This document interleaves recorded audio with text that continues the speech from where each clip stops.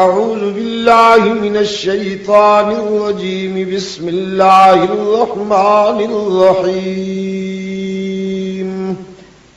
अस्सलाम वालेकुम। सैयद अब्दुल मजीद नदीम चैनल में आप सब दोस्तों को खुशामदीद के मौजू पर ख़िताब फरमा रहे हैं हज़रत अल्लामा सैयद अब्दुल मजीद नदीम शाह साहब रहमतुल्लाहि तआला अलैह। तो आइए हम सब मिलकर रज़ा शाह साहब का ये खूबसूरत बयान सुनते हैं। अल्हम्दुलिल्लाह वहदहू वस्सलातु वस्सलामु अला मन ला नबिय्य बअदा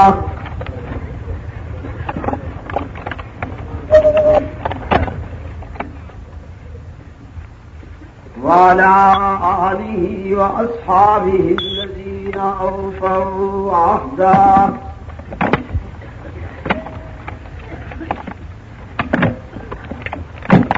الذين هم مفاتيح الرحمة ومصابيح الغرر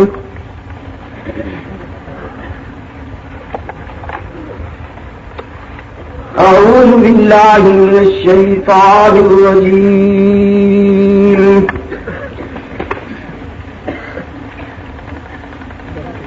بسم الله الرحمن الرحيم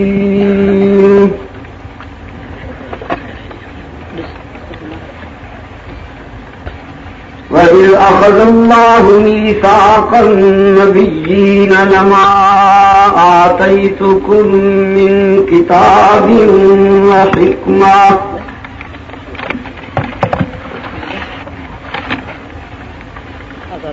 ثم جاءكم رسول مصدق لما معكم لتؤمنن به ولتنصرنه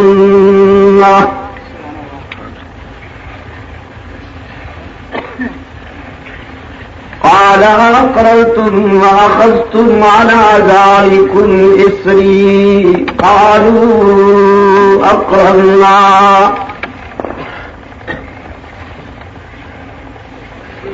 قال فاشهدوا وأنا معكم من الشاهدين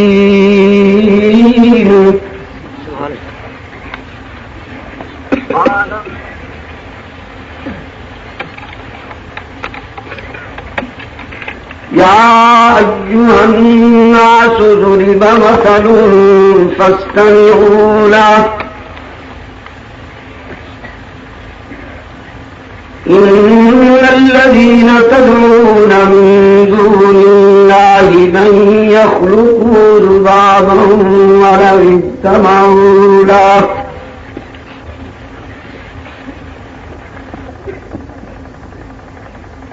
وإن يسلبه الذباب شيئا لا يستنقذه منه ضعف الطالب والمطلوب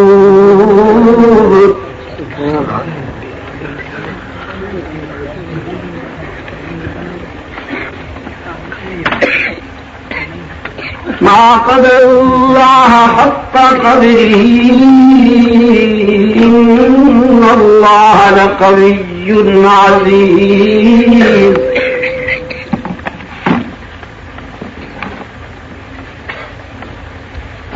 الله يصطفي من الملائكة رسلا ومن الناس إن الله سميع بصير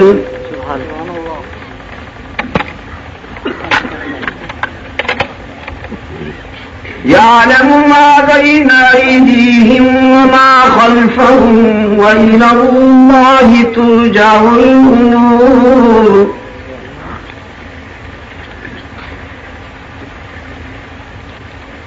يا أيها الذين آمنوا اركعوا واسجدوا واعبدوا ربكم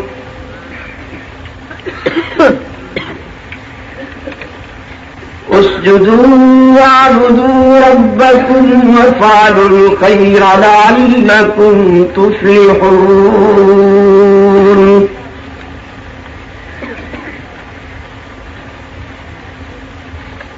وجاهدوا في الله حق جهاده هو اجتباكم وما جعل عليكم في الدين الدين من حرج ملة أبيكم إبراهيم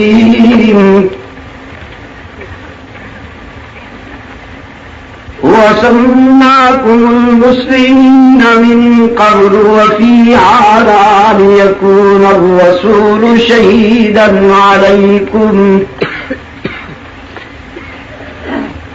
وتكونوا شهداء على الناس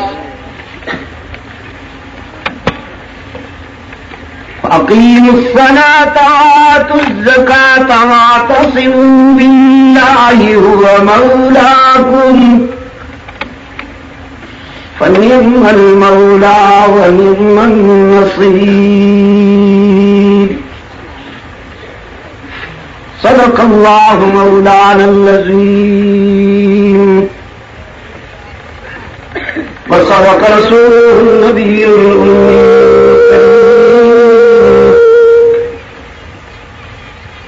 ونحن على ذلك لمن الشاهدين والشاكرين والحمد لله رب العالمين.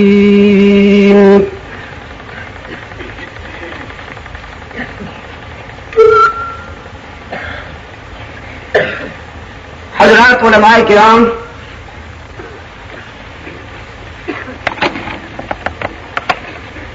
محترم بزرگوں اور عزیز دوستوں،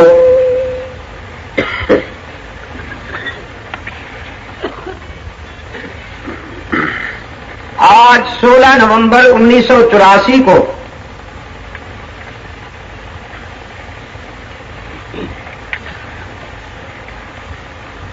یہاں مدرسہ عربیہ قاسم العلوم جیکب آباد میں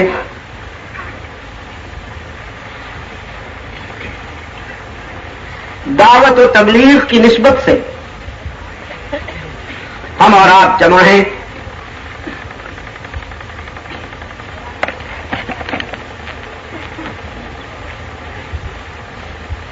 اگرچہ اللہ نے تقریباً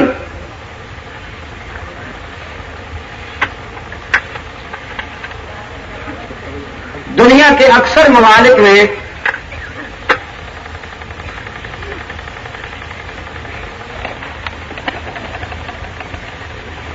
دعوت و تبلیغ کی نسبت سے مجھے جانے کی توفیق بخشی، لیکن یہ عجیب اتفاق ہے کہ جیکب آباد میں آج میری پہلی حاضری.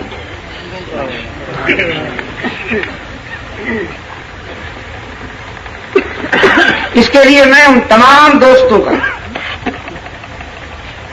شکر گزار ہوں اور دعا گو ہوں کہ جو اس ملاقات کا سبب بنے ہیں، اور سب سے زیادہ اللہ کے حضور بصمیم قلب ہم ہدیہ تشکر پیش کرتے ہیں کہ جس نے ہمیں ایمان و یقین کی بنیاد پر یہاں جمع ہونے کی توفیق مرحمت فرمائے.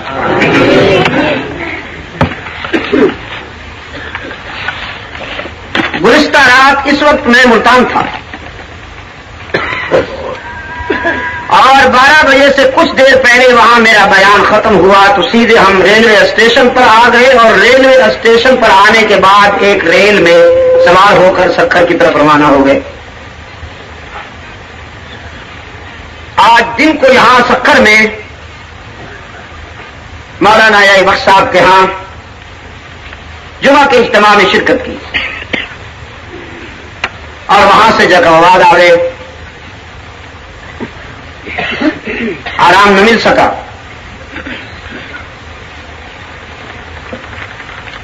کتاب اللہ سے میں نے ابھی جو آپ کے سامنے حصہ تلاوت کیا،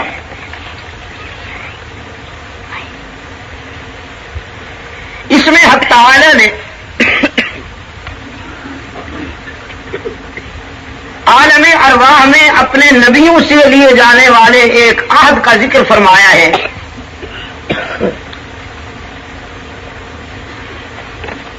اس عالم آب و گل کی تخلیق سے قبل اللہ نے دیا.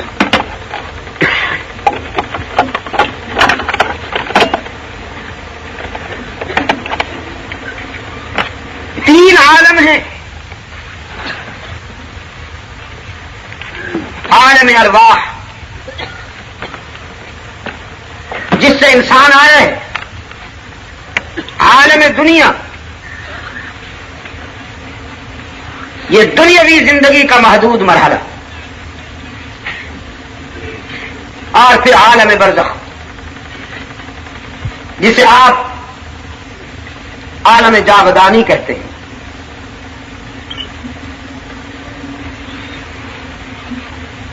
قرآنی اطلاع کے مطابق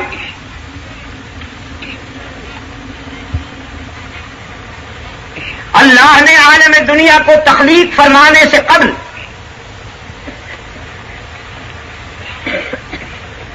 عالم ارواح میں اپنے بندوں سے دو وعدے لیے تھے.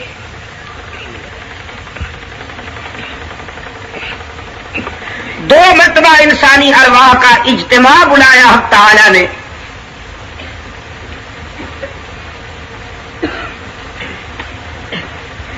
ایک وعدہ اپنی ربوبیت کے سلسلہ میں لیا اور دوسرا وعدہ حق تعالی نے اپنے محبوب کی رسالت کے سلسلہ میں لیا.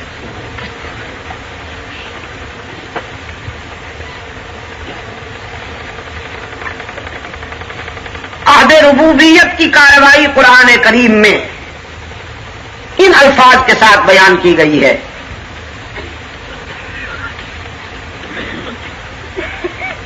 فرمایا وَإِذْ أَخَذَ رَبُّكَ مِن بَنِي آدَمَ مِن ظُهُورِهِمْ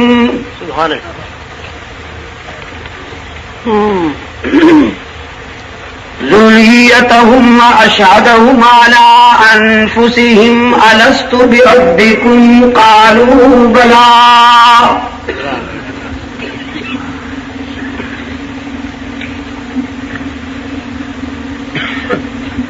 اور جب تیرے پروردگار نے وعدہ لیا اولاد آدم سے من بنی آدم،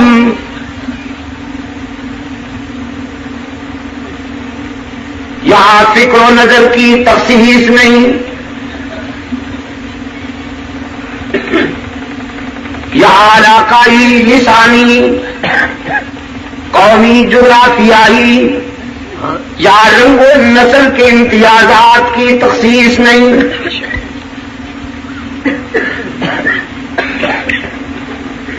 حضرت آدم علیہ السلام سے لے کر قیامت تک آنے والے آخری انسان تک کی روحیں حق تعالی نے اپنی قدرت کاملہ سے جمع فرمائی.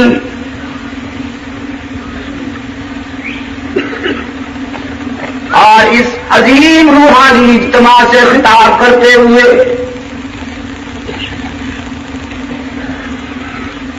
رب العالمین نے فرمایا ہے اولاد آدم، میں تمہارے سر پہ انسانی شرافت کا تاج رکھ کے تمہیں دنیا میں بھیجنے والا ہوں.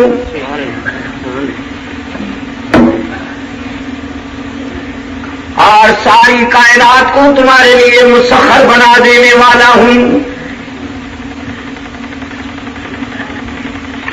أَلَمْ نَجْعَلِ الْأَرْضَ مِهَادًا وَالْجِبَالَ أَوْتَادًا.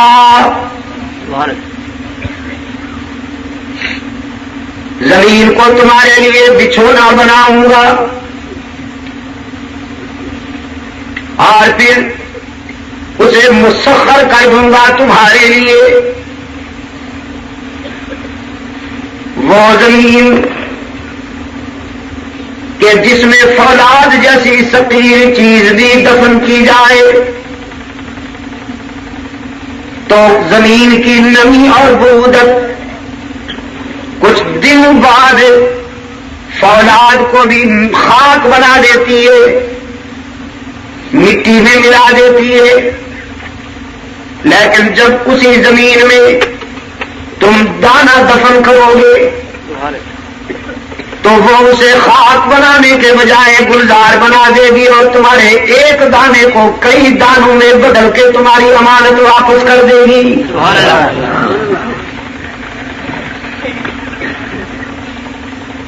آسمان کے دامن میں ستاروں کی انجمن آباد کر دوں گا. کواکب کو تابانی عطا کروں گا تمہارے لیے. سورج کو درخشانی عطا کروں گا تمہارے لیے. چاند کو لمعانیت عطا کروں گا تمہارے لیے. راتوں کو اندھیرا دوں گا تمہارے لیے. صبح کو سویرا عطا کروں گا تمہارے لیے. گلشن مہکیں گے, سبزے لہکیں گے, انادل چہکیں گے تمہارے لیے. قرآن پاک میں ارشاد ہوا وَلَكُمْ فِيهَا جَمَالٌ حِينَ تُرِيحُونَ وَحِينَ تَسْرَحُونَ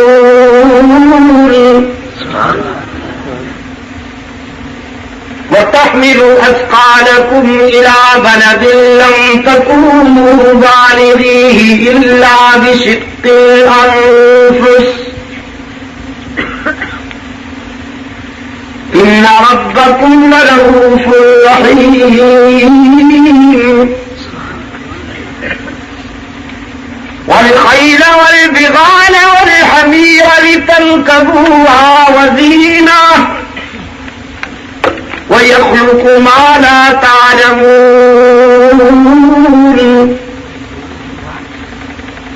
ہم نے جانور پیدا کیے تمہارے لیے. کچھ وہ ہیں کہ جو تمہارا بوجھ اٹھاتے ہیں. کچھ وہ ہیں کہ جنہیں تم زیب و زینت کے لیے پالتے ہو. کچھ تمہیں اپنا گوشت مہیا کرتے ہیں تمہاری غذا کے لیے. فرمایا ان ربکم لرؤوف رحیم. یہ میرا لطف و کرم ہے کہ تم میرے بنو یا نہ بنو, لیکن میری مخلوق تمہاری بغاوت نہیں کرتی. ہم نے تمہیں بے زبان پیدا کر دیا تاکہ تمہارے ظلم و زیادتی کے خلاف دنیا کی کسی عدالت میں استغاثائی دائر نہ کر سکے.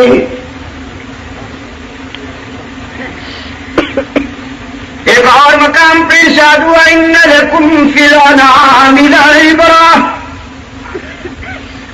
نسقیکم مما فی بطونہ من بین فرث ودم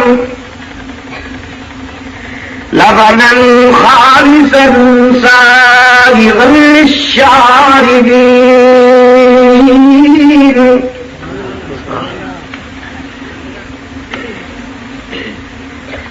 اے انسان, کبھی غور کیا تو نے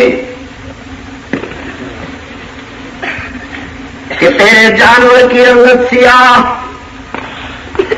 اس کا فضلہ بدبودار, اس کے خون میں, اس کے رگوں میں دوڑنے والا خون سرخ, لیکن دودھ کا گلاس پینے سے ایک لمحہ پہلے ذرا سوچیے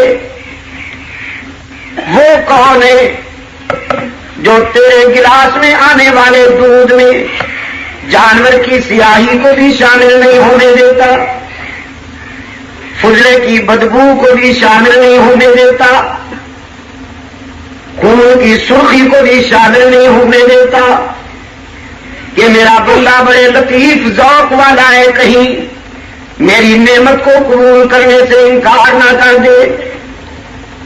ان تینوں منفی چیزوں میں سے لبنا خالصا سائغا للشاربین. خوش رنگ اور خوش ذائقہ دودھ پلانے والا کون ہے؟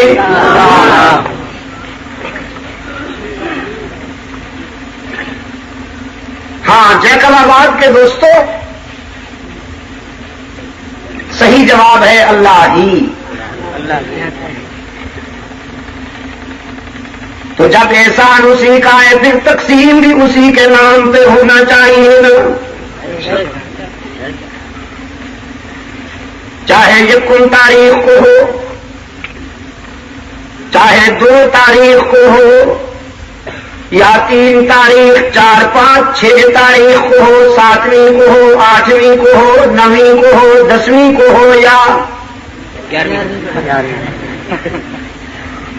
جب بھی تقسیم ہونا چاہیے کس کے نام پہ ہونا چاہیے؟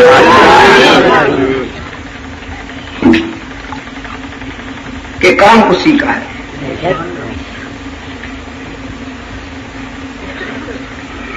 میرے عزیز دوستو،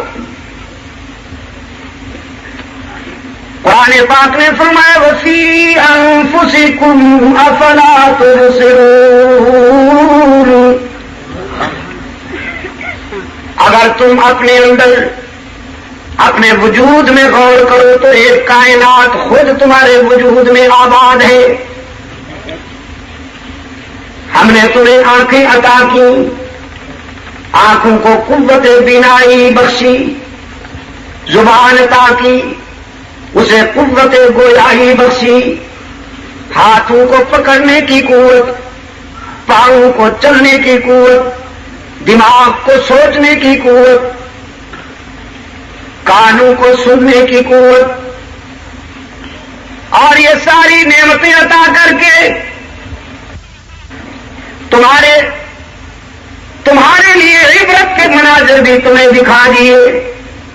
تمہیں آنکھوں کی بینائی دے کر تمہارے معاشرے میں کچھ اندھے اور نابینا لوگ بھی پیدا کر دیے تاکہ انہیں دیکھ کر تمہیں میری اس نعمت کی قدر معلوم ہو سکے. تمہیں زبان عطا کر کے کچھ بے زبان لوگ بھی، گونگے بھی پیدا کر دیے تاکہ انہیں دیکھ کر تمہیں میری اس نعمت کی قدر معلوم ہو سکے. تمہیں ہاتھوں پاؤں کی سلامتی عطا کر کے کچھ لولے لنگڑے بھی پیدا کر دیے تاکہ انہیں دیکھ کے تمہیں میری ان نعمتوں کی قدر معلوم ہو سکے. تمہیں عقل و خرد کی بلندیاں عطا کر کے کچھ فاتح العقل بھی پیدا کر دیے. تمہیں اولاد دے کے کچھ بے اولاد بھی پیدا کر دیے.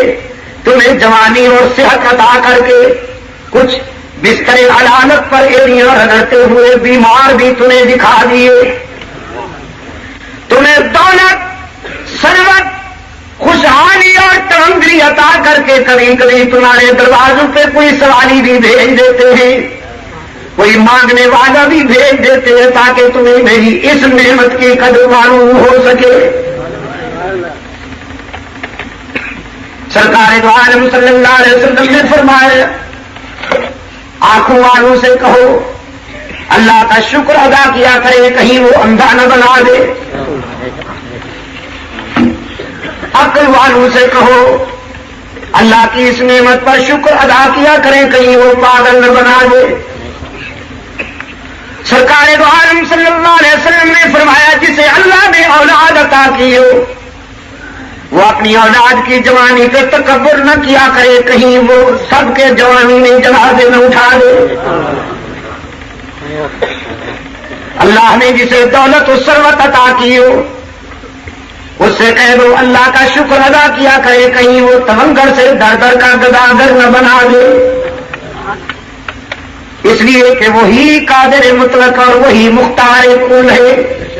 مالک الملک تؤتی الملک من تشاء وتنزع الملک ممن تشاء وتعز من تشاء وتذل من تشاء بيدك الخير انك على كل شيء قدير.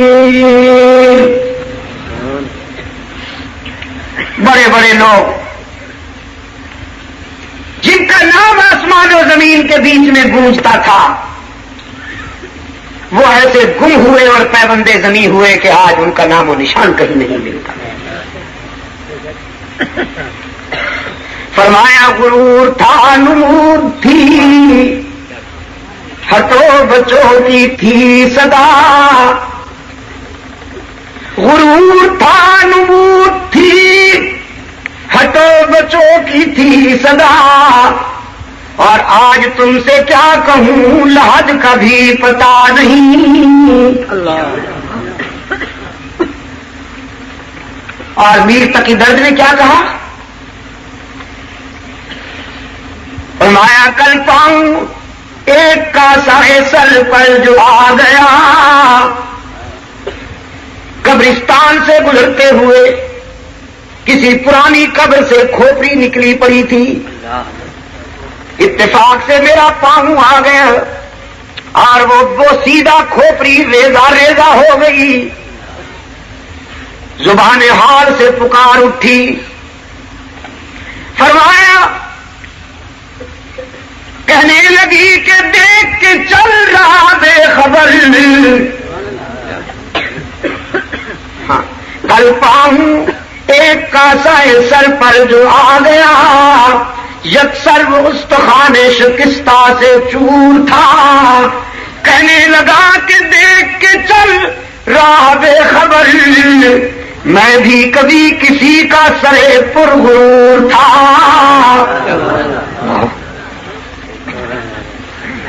وہ وقت آنے والا ہے، کبھی کبھی نفس آپ کو دھوکہ دیتا ہے، آپ کی صحت بہت اچھی ہے، مرتے تو بیمار ہیں، آپ کیوں مریں گے؟ کبھی کبھی نفس دھوکہ دیتا ہے، آپ تو ابھی جوان ہیں، مرنا تو بوڑھوں کا حق ہے، آپ کو کب موت آئے؟ اور قرآن پاک نے فرمایا انما تقولوا یدرککم الموت ولو کنتم فی بروج مشیدہ۔ قل ان الموت الذی تفرون منه فانه ملاقیکم۔ او نوابو، او رئیسو، دولت و ثروت کی بنیاد پر اکڑنے والے وڈیروں، جس موت سے تم ڈرتے ہوئے بھاگتے پھرتے ہو، وہ ٹھیک وقت پر تم سے ملنے والی ہے، تمہیں پہنچنے والی ہے۔ دنیا کے ہر خطرے سے بچ سکتے ہو لیکن موت سے نہیں بچ سکتے۔ تمہارا کوئی بدترین دشمن موت کو ایک لمحہ پہلے نہیں لا سکتا، اور تمہارا کوئی بہترین دوست۔ پسینہ آنے لگا،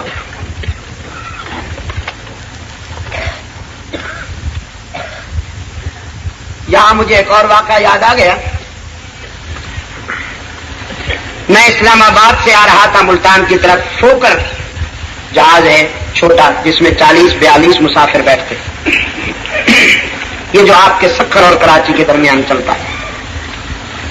میرے ساتھ والی سیٹ پر ایک من چلا سا نوجوان بیٹھا ہے، بڑے بڑے بالوں والا، بس وہ پراندے کی کمی رہ گئی تھی، پتہ نہیں اسے کیا خیال ہے۔ مجھے کہنے لگا مولانا یہ اندیکھا خدا آپ ہم سے منوانا چاہتے ہیں، کہاں ہے؟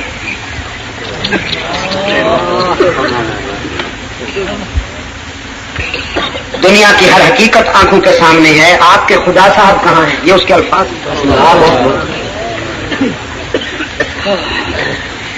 اصل میں یہ جو کالج اور یونیورسٹی ہے، لارڈ میکالے ملعون کا نظام تعلیم جہاں ہے، رائج ہے، ان اداروں سے پڑھنے والے بچے اگر ایمان سلامت لے آئیں تو اللہ کا شکر ادا کیجیے۔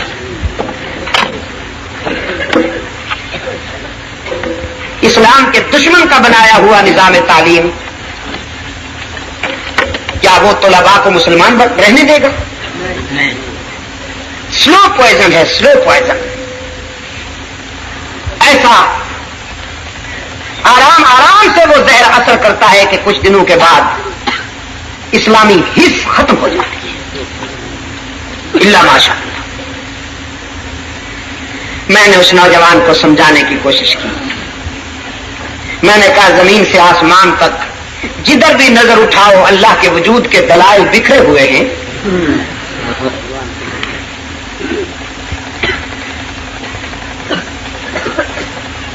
فرمایا جب تک کہ غیر حق کی یوں بندگی ہے دوست، یہ زندگی بھی تیری کوئی زندگی ہے دوست، ذروں سے تاب مہر ستاروں سے تا فلک، اب سے جمال یار کی تابندگی ہے دوست۔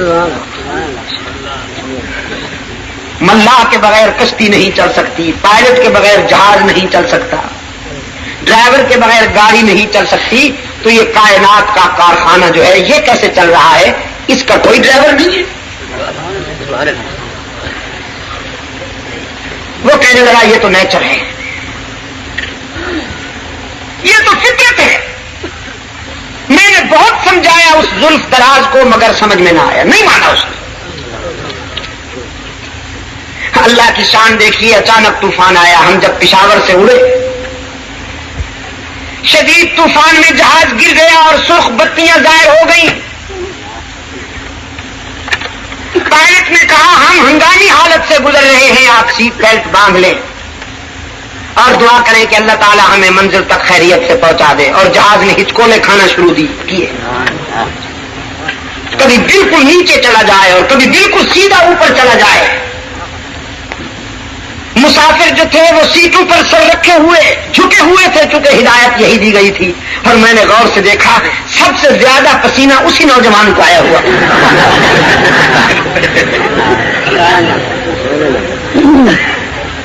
اسی دوران میں نے اس نوجوان سے آہستہ آہستہ پوچھا، میں نے کہا عزیز اللہ میاں سمجھ میں آ گئے ہیں؟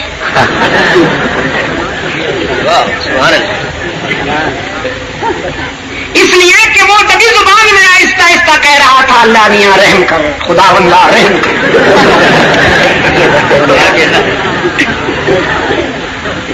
میں نے کہا بیٹے اللہ میاں سمجھ میں آ گئے؟ کہنے لگے شاہ صاحب دعا کریں بس ابھی پھیریے ذرا۔ خدا نے کرم کیا، جہاز ہمارا اتر گیا۔ رن وے پہ جو ہی ہم اترے ہیں جہاز سے، وہ نوجوان جہاز سے اترتے ہی سجدے میں چلا گیا، اور جب اٹھا ہے تو اس کا چہرہ آنسو سے لبریز تھا، چمک رہا تھا اس کا چہرہ آنسو سے۔ بعد میں آ کر کہنے لگا خدا کے لیے آپ دعا کریں اللہ مجھے معاف کر دے۔ آج اس نے اپنا وجود منوایا تو ہے لیکن وضو ٹوٹ گیا میرا، وضو توڑ کے منوایا ہے۔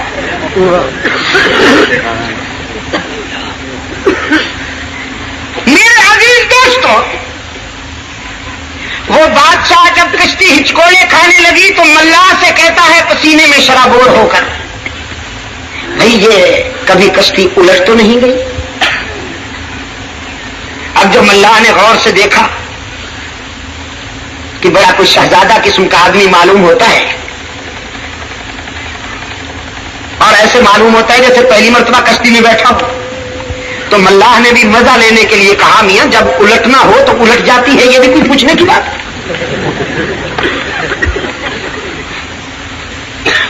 اور زیادہ گھبرایا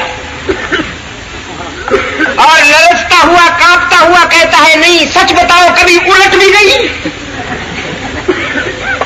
اس نے کہا ارے میاں بے وقوف، کشتی الٹی تھی میرے دادا جان فوت ہوئے تھے، میرا چچا فوت ہوا کشتی الٹنے کی وجہ سے، میرے 2 بھائی مر گئے کشتی الٹی تھی۔ یہ اور زیادہ کانپتے ہوئے کہنے لگا تم بڑے بے حیا ہو، اتنے آدمی مروا بیٹھے ہو ابھی تک کشتی بانی نہیں چھوڑتے پھر بھی کشتی چلاتے ہو۔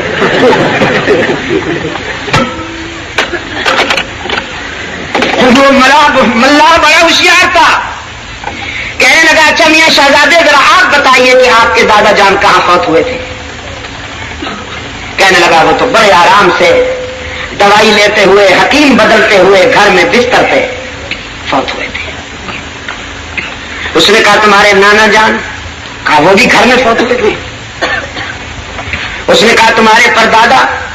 اس نے کہا وہ بھی گھر میں فوت ہوئے، میرا باپ بھی گھر میں فوت ہوا، تم عجیب آدمی ہو، میری ساری برادری سارا خاندان گھر میں فوت ہوا.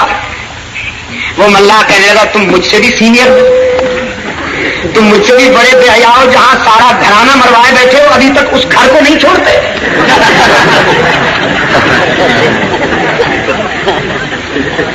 جے آزاد کے دوستوں آپ ہنس رہے ہیں اور میں یہ بتا رہا ہوں آپ کے دل کی گہرائیوں میں یہ حقیقت اتار رہا ہوں کہ موت وقت پہ آتی ہے, کشتی گاڑی جہاز یا بخار کو دیکھ کر نہیں آتی.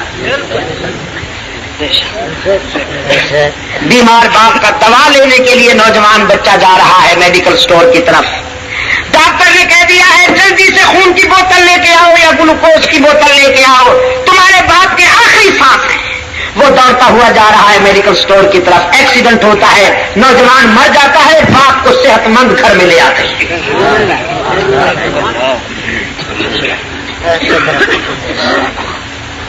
یہ سب اسی کے اختیار میں. نہ بیمار ہونا موت کی دلیل ہے, نہ بوڑھا ہونا موت کی دلیل ہے, وہ اپنے وقت پہ.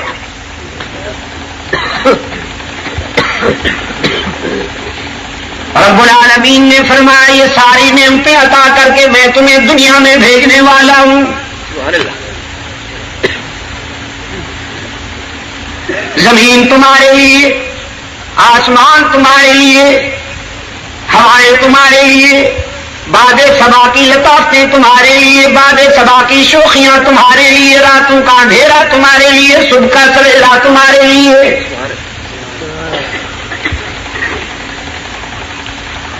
یہ ساری نعمتیں عطا کر کے میں تمہیں دنیا میں بھیجوں گا اور دنیا میں بھیج کر بھی تمہیں تنہا نہیں چھوڑ دوں گا, بلکہ قدم قدم پہ میری رحمت تمہاری نگران اور پاسبان ہوگی.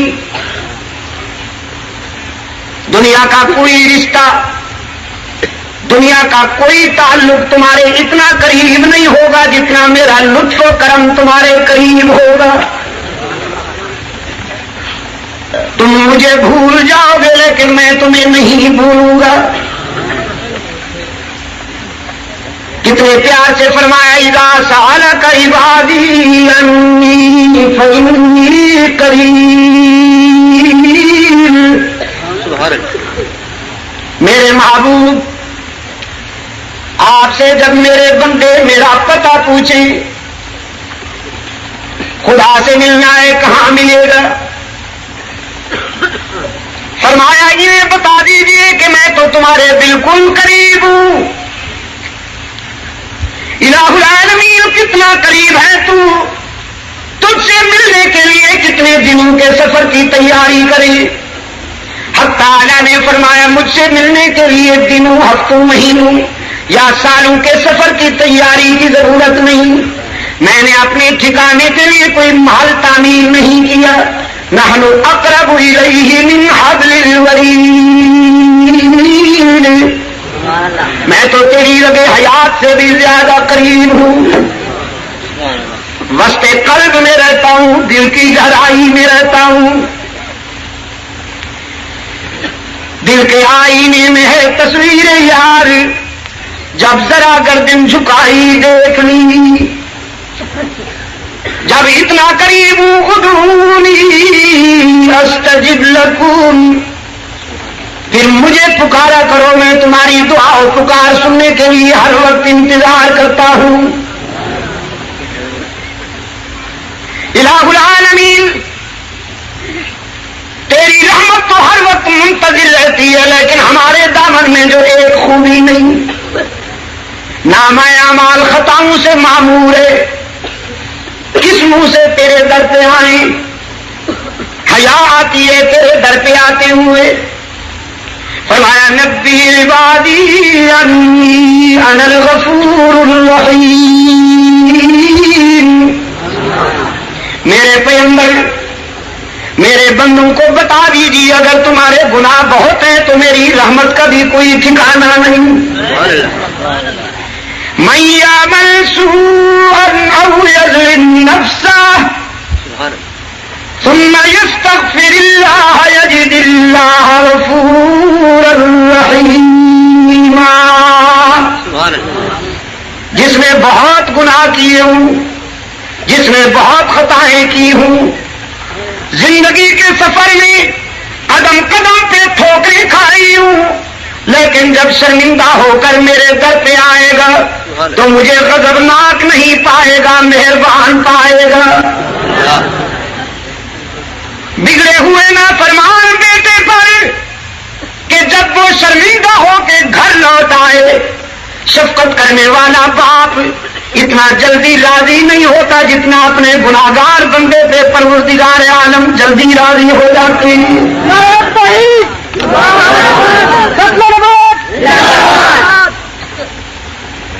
سرکار دو عالم صلی اللہ علیہ وسلم نے فرمایا رب العالمین کی رحمت آسمان دنیا پہ ندا دیتی ہے، جب گناہگار اپنی خطائیں سمیٹ کر سو جاتے ہیں تو اللہ کی رحمت ندا دیتی ہے حل من مستغفر، ہے کوئی مجھ سے سلو کرنے والا، میں راضی ہونے کے لیے تیار ہوں۔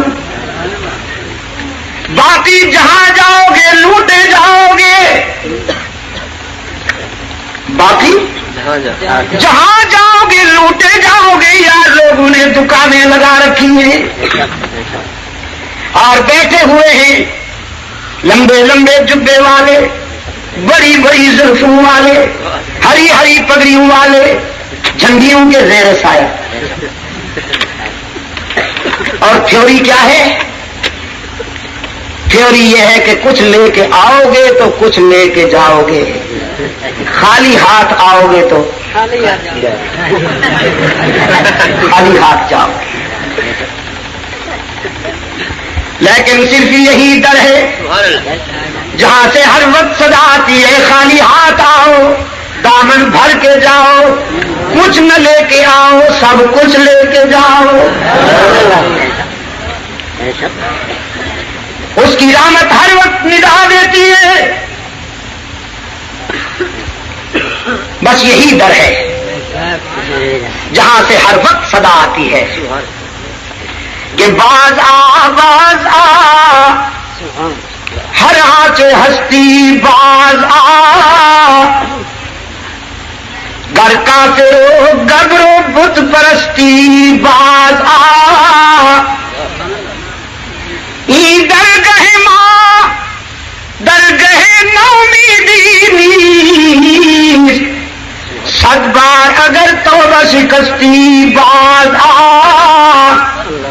100 مرتبہ بھی اگر تو نے توبہ کر کے توڑ دی تو پھر بھی مایوس ہونے کی کوئی بات نہیں، ایک مرتبہ پھر میرے در پہ آ کے دیکھ، جبین نیاز جھکا کے دیکھ، طلب کا دامن پھیلا کے دیکھ، ندامت کے آنسو بہا کے دیکھ، میرے لطف و کرم کو آزما کے دیکھ، تیرے آنے میں دیر ہوگی، میرے راضی ہونے میں دیر نہیں ہوگی۔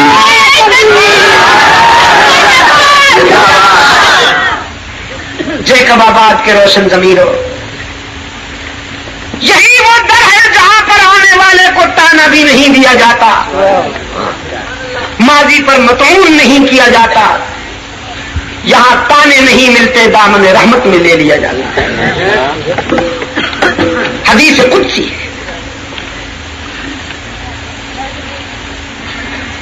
حبیب کبریا صلی اللہ علیہ وسلم نے فرمایا میرا رب کہتا ہے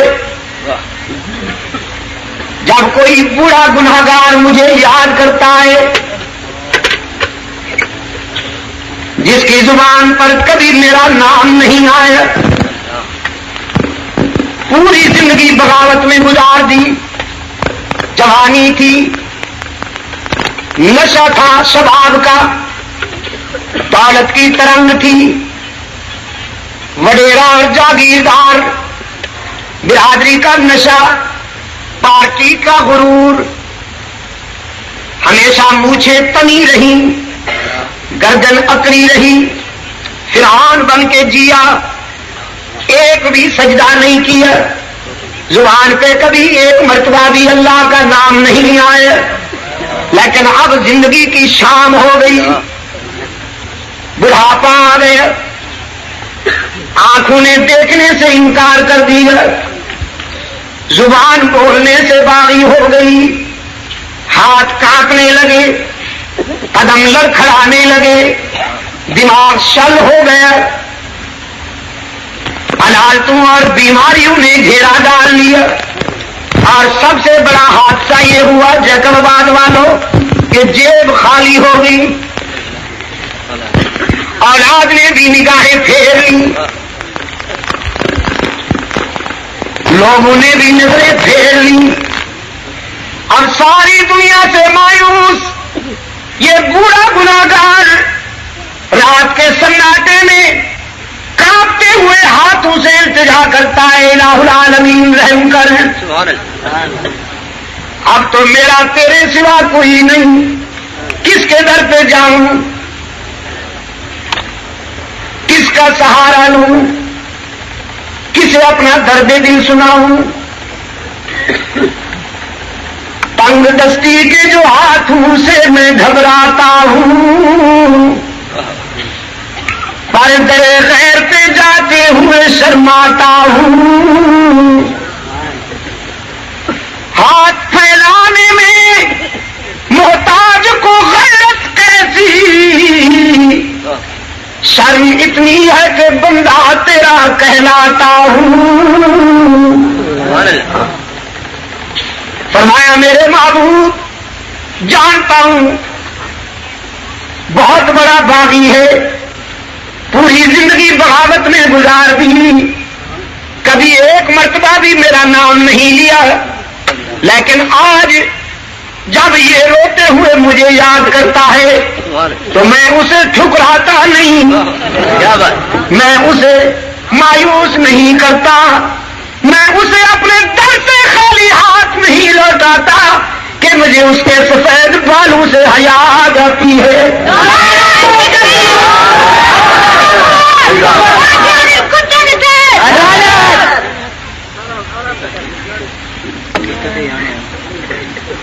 میرے عزیز دوستو، تم کو شکوہ ہے ہمارا مدعا ملتا نہیں، اور دینے والے کا گلہ یہ ہے گدا ملتا نہیں۔ کبھی آزما کے تو دیکھو،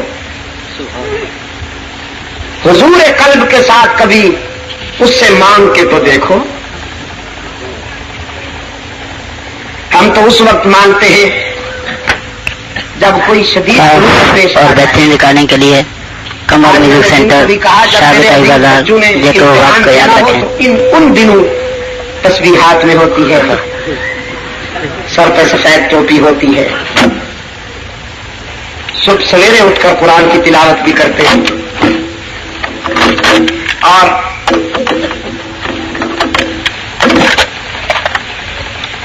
مسجد میں اگلی صف پہ سب سے پہلے بیٹھتے ہیں،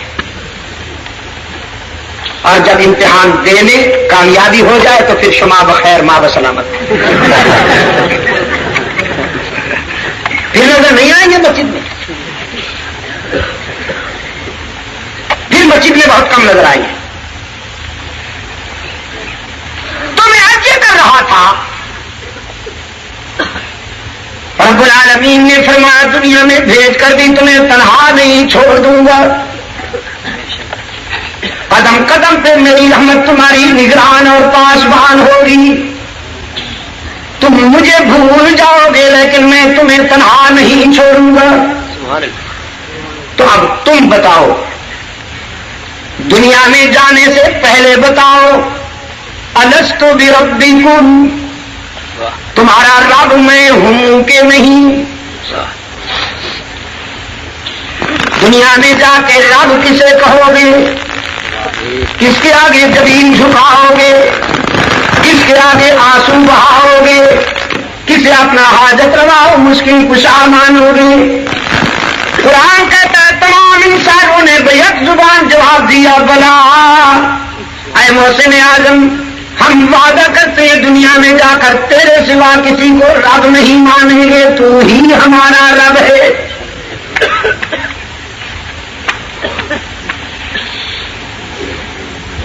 یہ عالم ارواح میں انسان نے وعدہ کیا اللہ سے اس دنیا میں آنے سے پہلے، جب اس دنیا میں آ رہا تھا تو یہی وعدہ کیا کہ میرا رب تو ہے، جب اس دنیا میں آ رہا تھا انسان تو یہی پوچھا گیا الستو بربکم، اور جب اس دنیا سے جانے لگے گا تو برزخ کے پہلے زینے پہ یہی سوال ہوگا من ربو کا، من ربو کا۔ قرآن کریم کا آپ مطالعہ کیجئے، قرآن کریم شروع ہوتے ہی یہی وعدہ یاد دلاتا ہے الحمدللہ رب العالمین، اور پھر جگہ جگہ یہ وعدہ یاد دلاتا جائے گا قرآن کریم۔ جب ختم ہونے کو آئے گا تو پھر آپ کے دل و دماغ میں دستک دیتے ہوئے یہ وعدہ یاد دلاتا ہوا جائے گا قل اعوذ برب الفلق قل اعوذ برب الناس۔ ایک اور تجزیہ بھی میں کیا کرتا ہوں جیکب آباد کے دوستوں، قرآن کریم میں دو لفظ ہم وزن ہیں، رب اور اب۔ رب اور اب، رب کے معنی پروردگار، اب کے معنی باپ۔ اردو میں باپ، سندھی میں پی، فارسی میں پدر، انگلش میں فادر، عربی میں اب۔ رب اور پشتو میں پلار، رب اور اب۔ اب غور فرمائیے، اللہ آپ کو حسن فکر عطا فرمائے، ان دونوں میں پارٹنرشپ برداشت نہیں، ان دونوں میں شراکت برداشت نہیں۔ رب میں عرش والے کو شریک برداشت نہیں اور اب میں فرش والوں کو شریک برداشت نہیں۔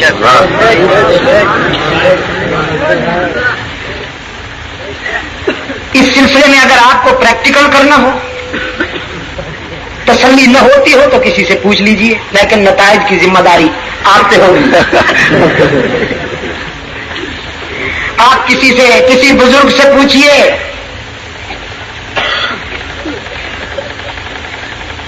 آپ کے بیٹے کتنے ہیں، وہ خندہ پیشانی سے جواب دے گا۔ آپ کسی دوست سے پوچھئے آپ کے احباب کتنے ہیں، وہ خندہ پیشانی سے جواب دے گا۔ آپ کسی نوجوان سے پوچھئے آپ کے بھائی کتنے ہیں، وہ خندہ پیشانی سے جواب دے گا، نو پرابلم۔ لیکن اگر آپ دہن بمشک و گلاب دھو کر تعوذ و تسمیہ اور تجوید و ترتیل و توقیر کے تمام تقاضوں کو ملحوظ رکھتے ہوئے اعوذ باللہ من الشیطان الرجیم بسم اللہ الرحمن الرحیم پڑھ کے اگر آپ کسی نوجوان سے پوچھیں کہ برخوردار آپ کے باپ کتنے ہیں، پھر دیکھیے کیا ہوتا ہے۔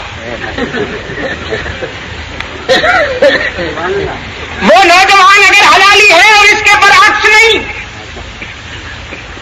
اگر غیور ہے اور اس کے برعکس نہیں، تو اس کا چہرہ سرخ ہو جائے گا۔ وہ کہے گا یہ بھی کوئی سوال ہے کہ باپ کتنے؟ ارے میاں باپ تو ایک ہی ہوتا ہے حلالیوں کا۔ اب آپ قرآن کریم سے پوچھیں انبیاء کتنے ہیں، قرآن ہنستے مسکراتے ہوئے جواب دے گا۔ آپ پوچھئے رسول کتنے ہیں، قرآن ہنستے مسکراتے ہوئے جواب دے گا۔ آپ پوچھئے صدیقین کتنے ہیں، قرآن ہنستے مسکراتے ہوئے جواب دے گا۔ آپ پوچھئے شہداء کتنے ہیں، قرآن ہنستے مسکراتے ہوئے جواب دے گا۔ آپ پوچھئے اولیاء کتنے ہیں، قرآن ہنستے مسکراتے ہوئے جواب دے گا۔ لیکن اگر آپ قرآن سے پوچھیں انسانی جبین کے لیے مسجود کتنے ہیں، ہر جگہ موجود کتنے ہیں، علام الغیوب کتنے ہیں، کارساز و دستگیر کتنے ہیں، حاجت روا و مشکل کشا کتنے ہیں، قرآن کا لہجہ جلالی ہو جائے گا اور قرآن گرج گرج کے جواب دے گا حلالی بیٹے کے لیے باپ بھی ایک ہے اور سچے مسلمان کا رب بھی۔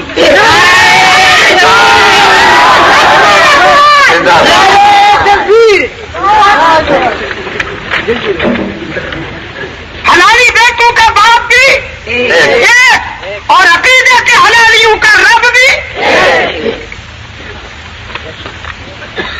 عقیدے کے حلالیوں کا مسجود بھی،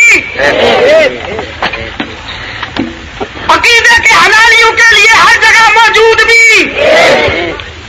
ایک، عقیدے کے حلالیوں کے لیے علام الغیوب بھی ہکڑو صحیح ہکڑو۔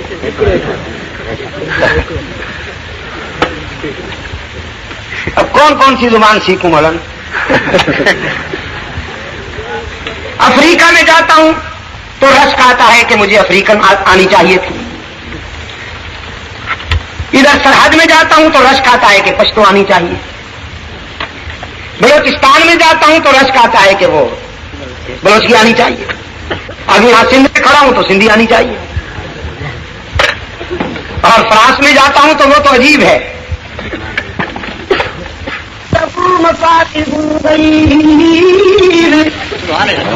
اسی کے پاس ہے غیب کی چابی نا، چابی. ہاں، لا یعلمها الا هو، کوئی نہیں جانتا مگر اللہ ہی.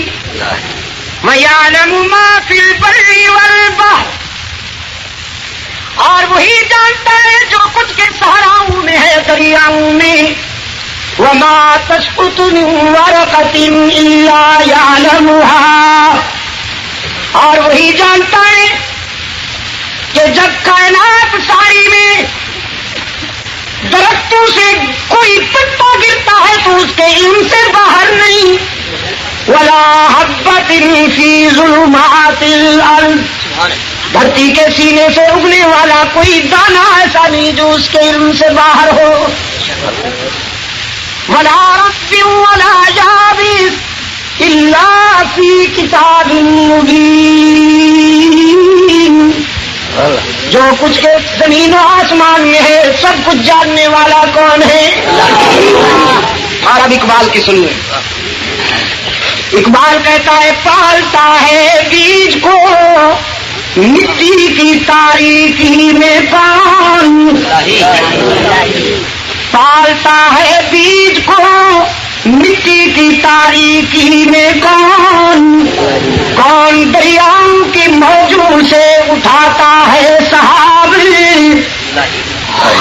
کون لایا کھینچ کر پچھم سے بابے سازگار، خاک یہ کس کی ہے کس کا ہے یہ نور آفتاب، کس نے بھر دی موتیوں سے خوشائے گندم کی جیب، موسموں کو کس نے سکھلائی ہے خوئے انقلاب. علام الغیوب کون، جے کب آباد کے روشن ضمیروں ہی پہ ذرا زور دو. موسم خراب ہے، بیماریاں گہری ہیں، زور دو ذرا ہی پہ. انسانی جبین کی نیاز مندیوں کے لیے حقیقی مسجون علام الغیوب. الحمدللہ یہ گونج رہا ہے آج ساری کائنات میں. یہ محض اس کا کرم ہے، محض اس کا کرم ہے.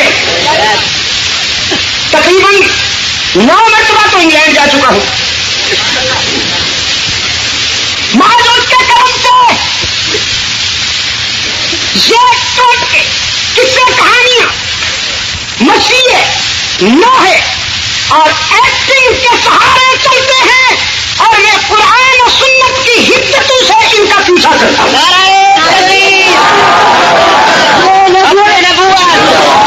شان صحابہ، عظمت قرآن، مجلس تحفظ حقوق اہل سنت.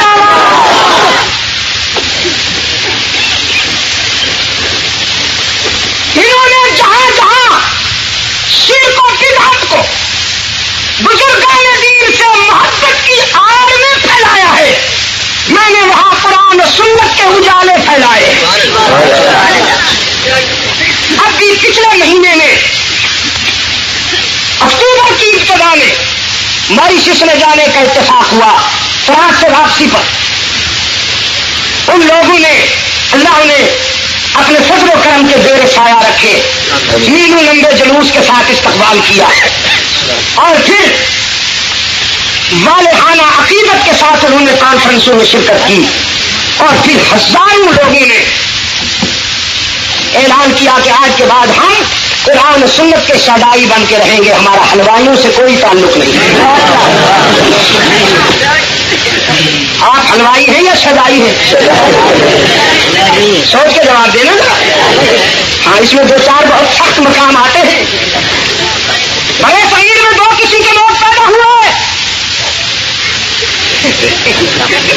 دو قسم کے لوگ پیدا ہوئے بڑے شریر میں، سمجھو،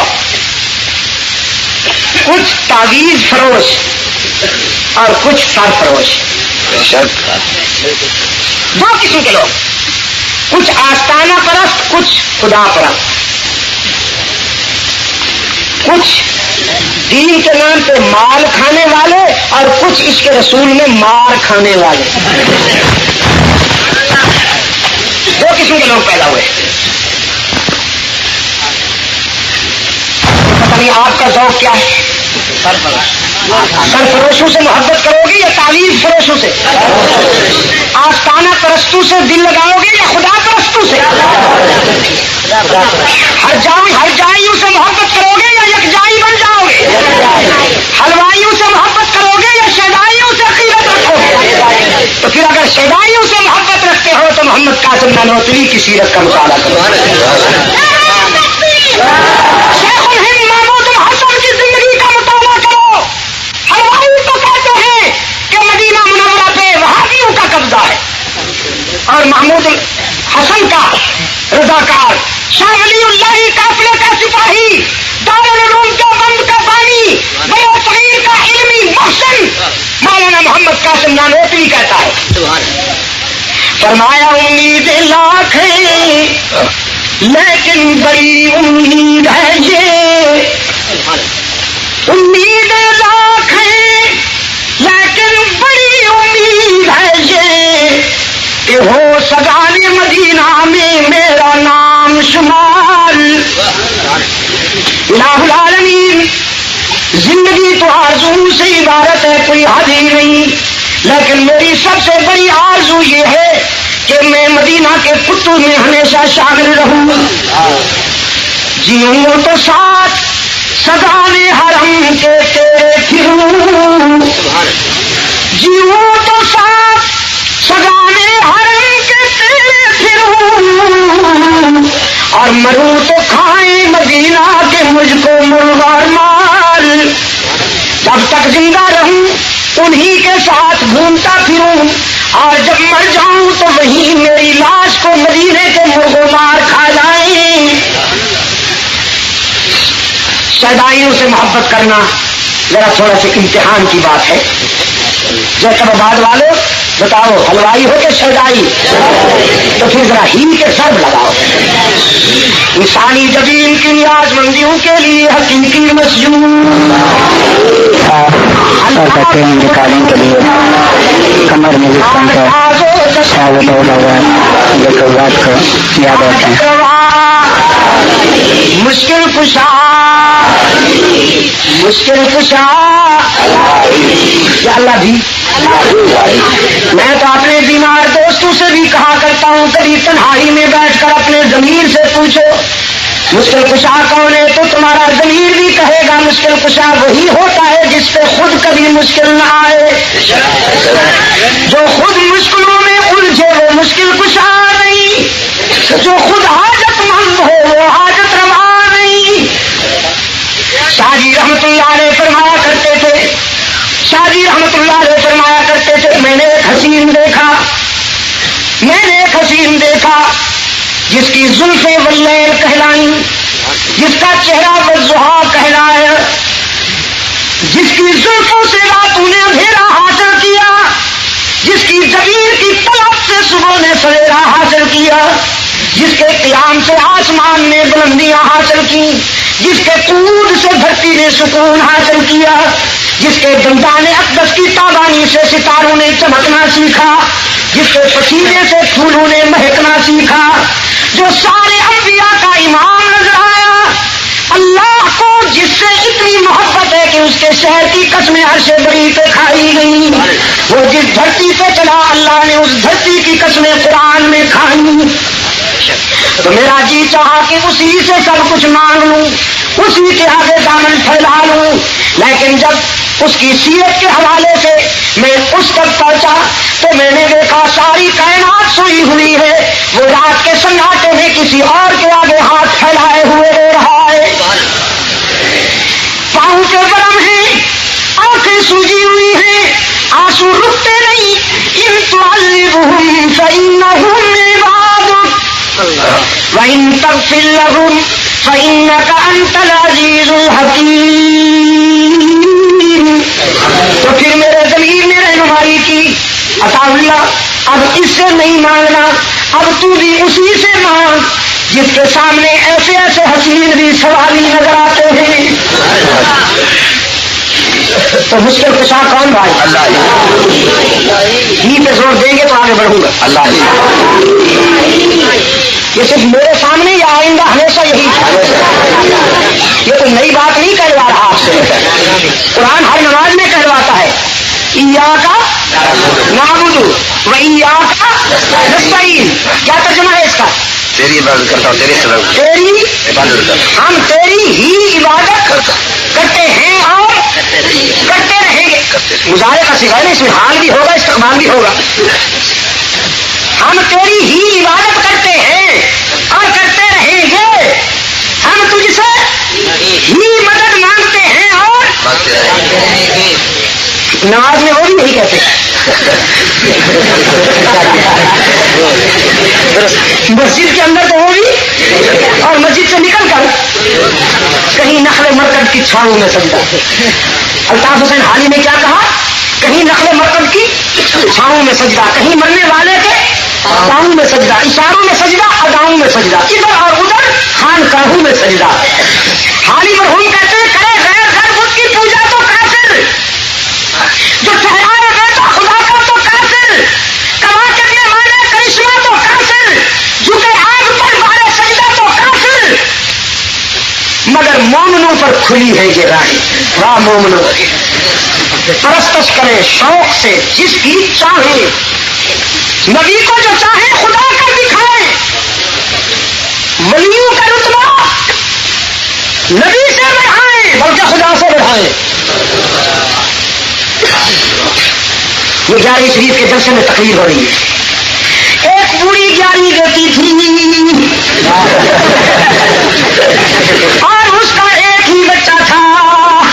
اب پوچھنے والا کوئی نہیں کہ مولوی صاحب یہ کس صورت میں ہے قرآن کریم کی. قرآن کریم کی کون سی صورت کا ترجمہ کر رہے ہو مولوی صاحب؟ مگر نہیں, مولوی صاحب دعوا کے بیان کر رہے ہیں. بس ایک ہی بچہ تھا, وہ 11 بیٹی تھی. ایک دن اس کا بچہ فوت ہو گیا. پھر وہ پوری روتی ہوئی 11ویں والی سرکار کے پاس آئی اور کہنے لگی یا شاہ, او شاہ, میں تیری 11ویں بیٹی تھی اور میرا ایک بچہ تھا. وہ اسرائیل چھین کر چلا گیا. حضرت 11ویں والی سرکار غصے میں آئی, ہاتھ بڑھا کے عرش کی طرف بڑھتے ہوئے اسرائیل کے ہاتھوں سے روحوں کا تھیلا چھین لیا اور تھیلا کھول کے ساری روحیں آزاد کر دی. حضرت روح الامین روتے ہوئے اللہ کے بارگاہ میں پہنچے, کہنے لگے الہ العالمین آج تو جتنی روحیں قبض کی تھیں وہ ساری کی سارے چھین لی گئی. اللہ میاں نے فرمایا کس نے چھینی؟ وہ کہنے لگا سید عبدالقادر گیلانی 11ویں والی سرکار نے چھینی. اللہ میاں نے اشارہ کرتے ہوئے چپ رہنے کا حکم فرمایا, خاموش رہو, اس کا نام مت لو.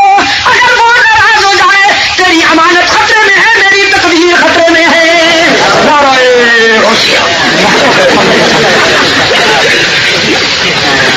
حالی مرحوم اس لیے کہتے ہیں نبی کو جو چاہے خدا کر دکھائیں. ولیوں کا رتبہ نبی سے بڑھائیں, خدا سے بڑھائیں. یہ قبروں پر دن رات نظریں چڑھائیں بیٹھے ہوئے قبرستان میں, جس کو اور کوئی کاروبار نہیں ملتا وہ کوئی بڑی قبر توڑ لیتا. ایسا ایور گرین بزنس ہے. ہر تجارت میں نقصان اور لاس کا امکان ہوتا ہے. یہ قبر پرستی کا بزنس کتنا سدا بہار ہے, ایسا ایور گرین ہے, اس میں نقصان کا امکان ہی نہیں. بڑے سائز کی قبر پہ 15-20 چھنڈیاں لگا دی, مست کلندر, سب کچھ اندر. پانی نہ دھوکا نہ ہم کمائیں گے احمد, کھائیں گے ہم.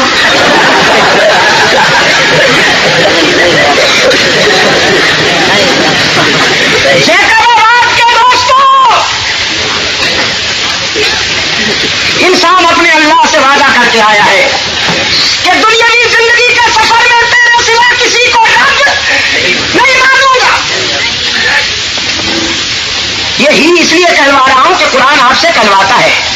کی منشا یہی ہے، اللہ کو بھی یکجائی چاہیے، ہر جائیوں کی اس کو بھی کوئی ضرورت نہیں. تو ذرا جواب دیجیے.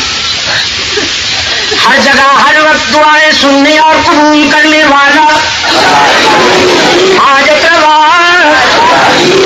مشکل کشا، کار ساز، دستگیر، مسجود، معبود، ہر جگہ ہر وقت موجود.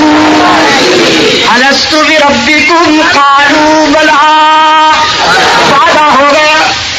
اب دوسرا اقرار فرمایا وَإِذْ أَخَذَ اللَّهُ مِيثَاقَ النَّبِيِّينَ،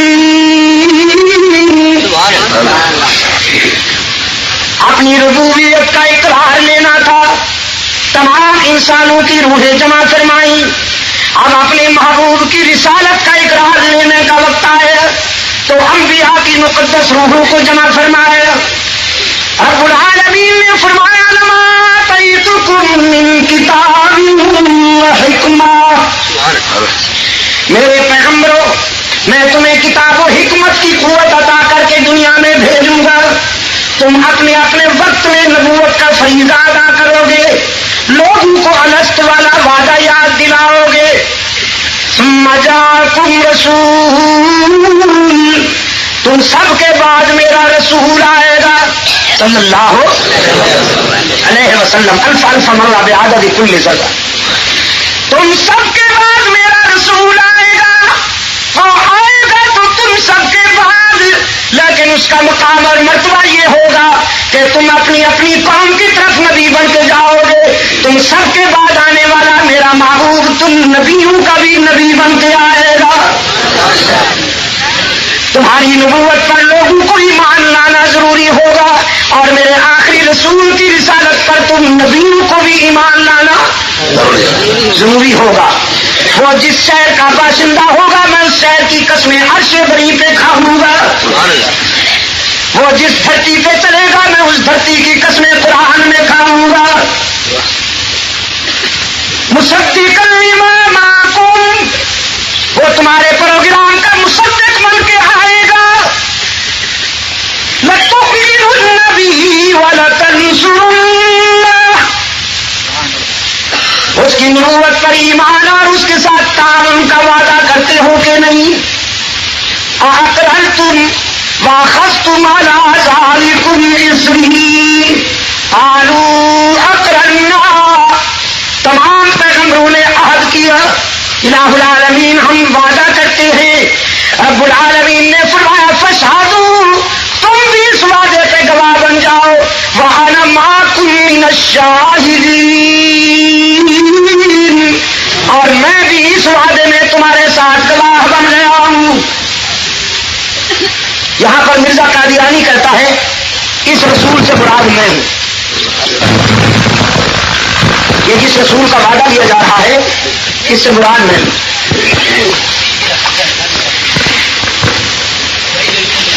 شاہ صاحب رحمۃ اللہ علیہ فرمایا کرتے تھے، سید عطا اللہ شاہ بخاری رحمۃ اللہ علیہ فرماتے تھے کہ ایک مرتبہ خواب میں مل گیا مرزا غلام قادیانی، خواب میں مل گیا. کہنے لگا شاہ صاحب آپ تو میرے پیچھے ہی پڑ گئے، حالانکہ میرا ذکر تو قرآن میں آیا ہے.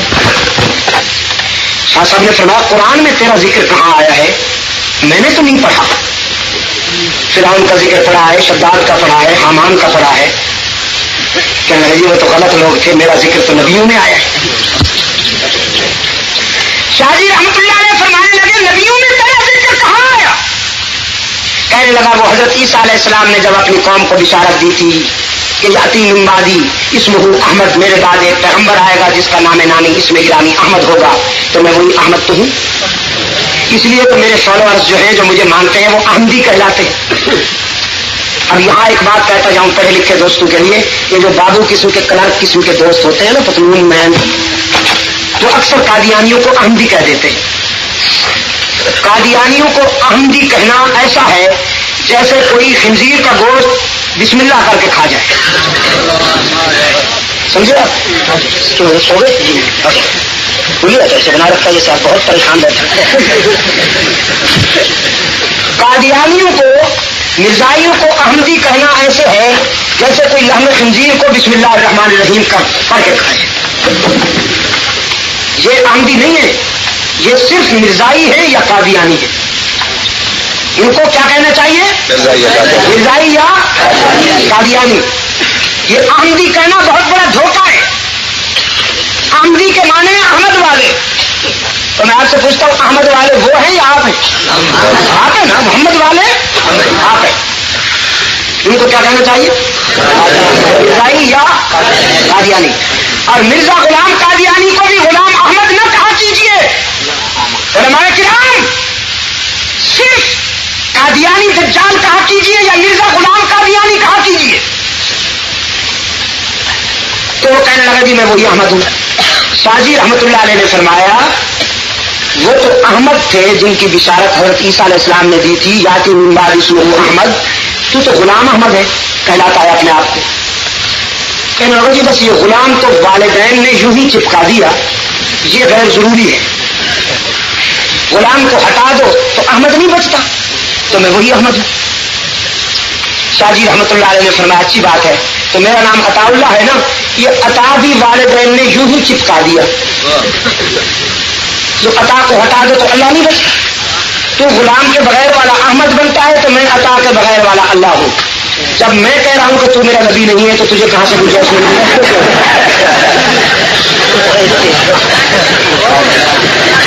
اس کو علاج بالمثل کہتے ہیں. ہمارے خان صاحب گاڑی میں سفر کر رہے تھے. ایک انگریز اسی گاڑی میں اسی ڈبے میں سوار ہوا. اس نے دیکھا یہ ریٹ بہت زیادہ ہے گاڑی میں، کہیں ویکینسی نہیں ہے. تو خان صاحب کے پاس آ کے کہنے لگا خان صاحب تو رسید دیتا ہے. کہ انگریز جب اردو بولے تو یوں معلوم ہوتا ہے جیسے ابو جہل کلمہ پڑھ رہا ہو. اب جو خان صاحب نے دیکھا گورے کو، یہ جو سچے پٹھان ہیں نا ان کی ازل سے نہیں بنائی انگریزوں سے، نہ انگریزوں سے بنائی ہے نہ انگریزوں کی اولاد سے بنائی ہے، سچے پٹھان. خان صاحب نے کہا کہ ہم نے پشاور جانا ہے، لابا سفر کرنا ہے، آرام سے کھڑے رہو. اور دوسری طرف منہ کر کے سو گئے. اب انگریز انتظار میں کھڑا ہے کہ یہ اٹھے. خان صاحب کو بیت الخلاء جانا پڑا تو اپنی پگڑی سیٹ پہ لمبی کر کے چلے گئے تاکہ قبضہ بحال رہے. ان کے جاتے ہی وہ انگریز نے پگڑی اٹھائی، اس کی گیند بنائی، کھڑکی سے اسے باہر پھینکا اور سیٹ پہ بیٹھ گیا. خان صاحب واپس آئے تو پگڑی بھی جا چکی تھی، سیٹ بھی جا چکی تھی. انگریز کو بیٹھا ہوا دیکھا تو مسافروں سے کہا کہ ہمارا پگڑی کدھر ہے؟ یہ سیٹ تو گیا، پگڑی کدھر ہے؟ مسافروں نے کہا اس گھوڑے نے باہر پھینکی ہے. ہاں کہیں ہمارا نا اس پڑھنا شروع ہو جانا. اس نے باہر پھینکی ہے. خان صاحب نے کہا اس نے پھینکا؟ انہوں نے کہا ہاں اس نے پھینکا.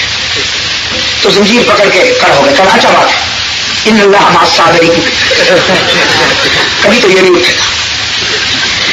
اب جو انگریز کو بیت الخلاء کی ضرورت پڑی وہ اپنا ہیٹ سیٹ پہ رکھ دیا. اس کے جاتے ہی خان صاحب نے ہیٹ اٹھایا، اسے کھڑکی سے باہر پھینکا اور حسب سابق سیٹ پہ لمبا ہو گیا.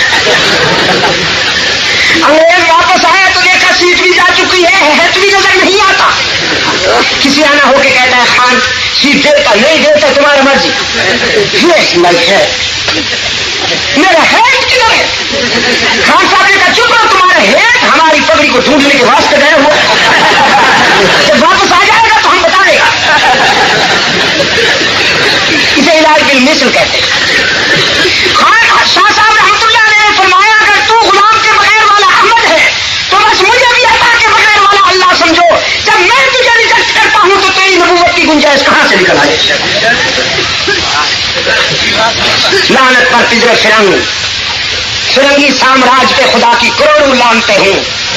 کیسا کینڈیڈیٹ کھڑا کیا. رحمت للعالمین کے مقابلے میں جو امیدوار لائے ملاحظہ فرمائیے، ون بینڈ، ایک آنکھ ہی بیٹھی ہوئی. اور سیرت یہ ہے خیر سے کہ شیروانی میں واسکٹ کا بٹن لگا ہوا اور نچلا بٹن، شیروانی کا نچلا بٹن سیرت مہدی میں خود لکھتا ہے کہ میں سادہ بہت تھا، کبھی کبھی شیروانی کا نیچے والا بٹن اوپر والے سوراخ میں لگا لیتے. قادیان کے گلیوں میں جب یہ جنس چلتی ہوگی, میں نے کہا وہاں کے بچوں کو تماشا دیکھنے کے لیے کوئی اور منظر کی ضرورت نہیں.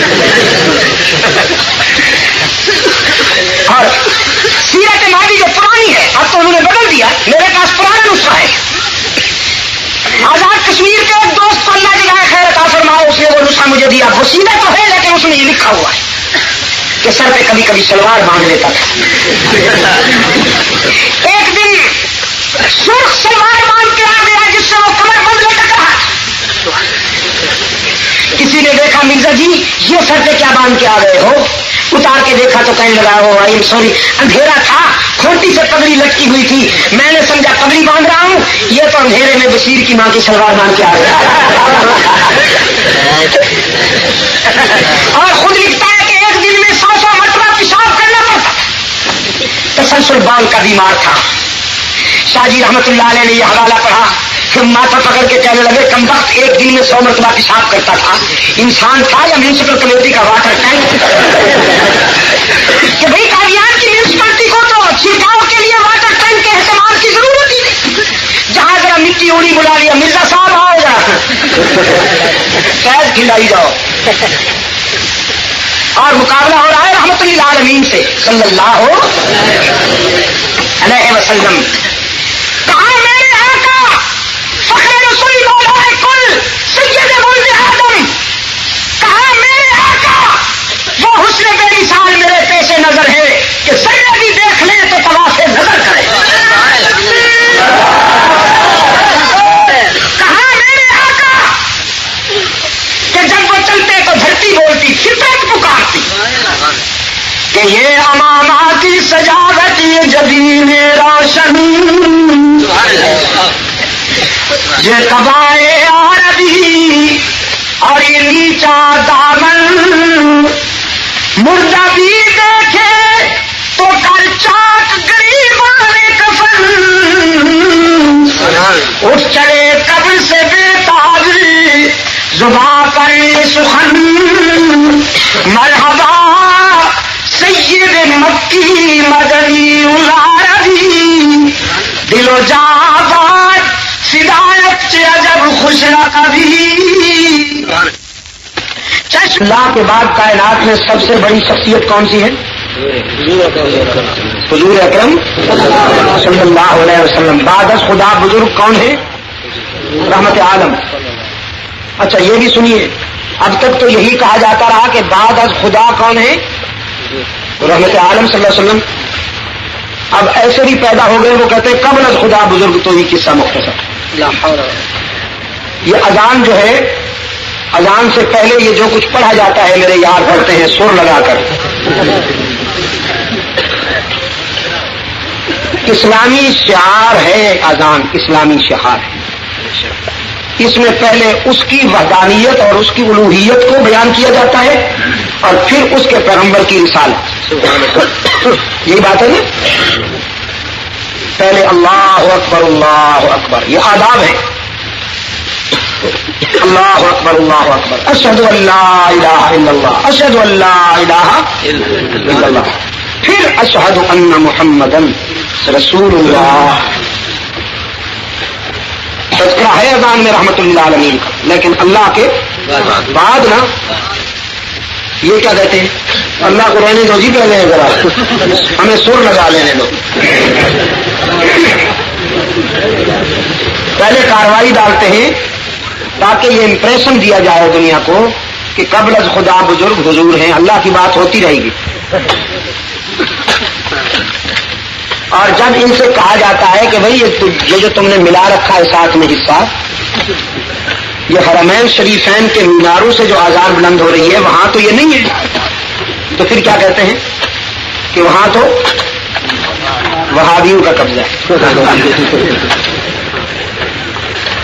وہ وہابی ہیں, وہ دین کے الیاذ باللہ دین کے دشمن ہیں, اور یہ دین کے دوست ہیں سبحان اللہ، جو دین کے نام پہ مال کھا کھا کے بلڈوزر بن گئے ہیں، ڈبل ڈیکر ہو گئے،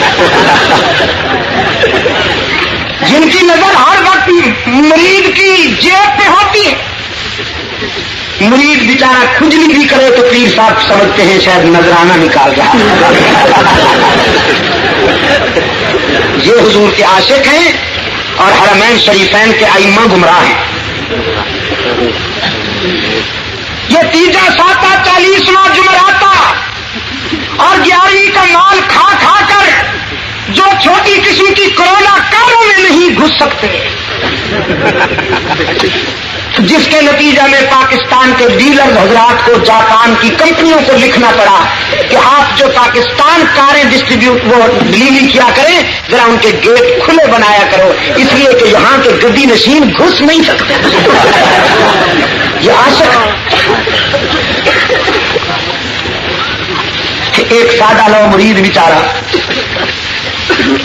کہنے لگا پیر صاحب میں نے خواب دیکھا ہے،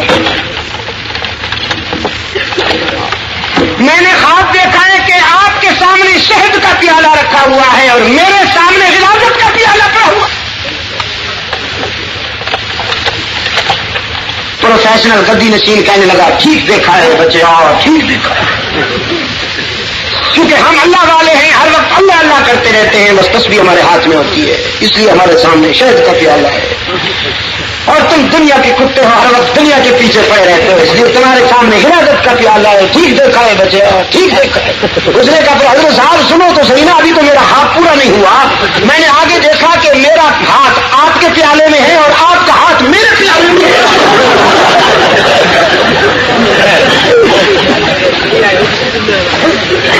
یہ عاشق ہے. میرے عزیز دوستوں سنیے، ہمارا عقیدہ یہ ہے، بلکہ میں کہتا ہوں دنیا اسلام کا عقیدہ یہ ہے، قیامت آ سکتی لیکن مسجد نبوی سے گمراہی نہیں پھیل سکتی. قیامت آ سکتی ہے لیکن بیت اللہ سے گمراہی نہیں پھیل سکتی.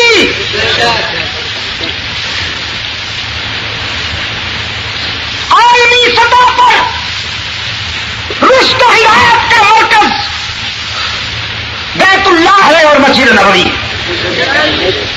وہیں سے پوری دنیا میں روشنیاں تقسیم ہوتی ہیں. اور اہل سنت و جماعت کا یہ عقیدہ ہے کہ دنیا کے ہر مسلح پر کوئی گمراہ آ سکتا ہے، ہر مسجد پر کوئی گمراہ آ سکتا ہے، لیکن بیت اللہ کے مسلح پر اور رسول اللہ کے مسلح پر نہ کل گمراہ آیا تھا، نہ آج گمراہ ہے اور نہ قیامت تک کوئی گمراہ آ سکے.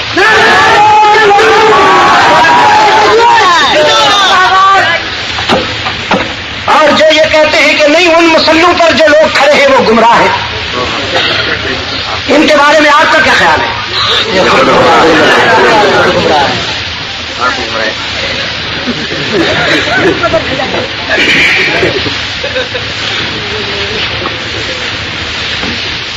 خدا کے بعد پوری کائنات میں سب سے بڑی شخصیت کون سی ہے؟ سوچ کے جواب دو. دیکھو ابھی تو ہم پہلے وعدے پہ کھڑے، ابھی میں نے اگلا وعدہ بھی بیان کرنا اور میری گفتگو کو 1.25 گھنٹہ ہو گیا ہے اور ویسے بھی پہلی ملاقات ہے. میں نے آج کی تقریر بھی پوری کرنی ہے اور سابقہ قضائیں بھی ادا کرنی ہے. امتحان عرض ہے.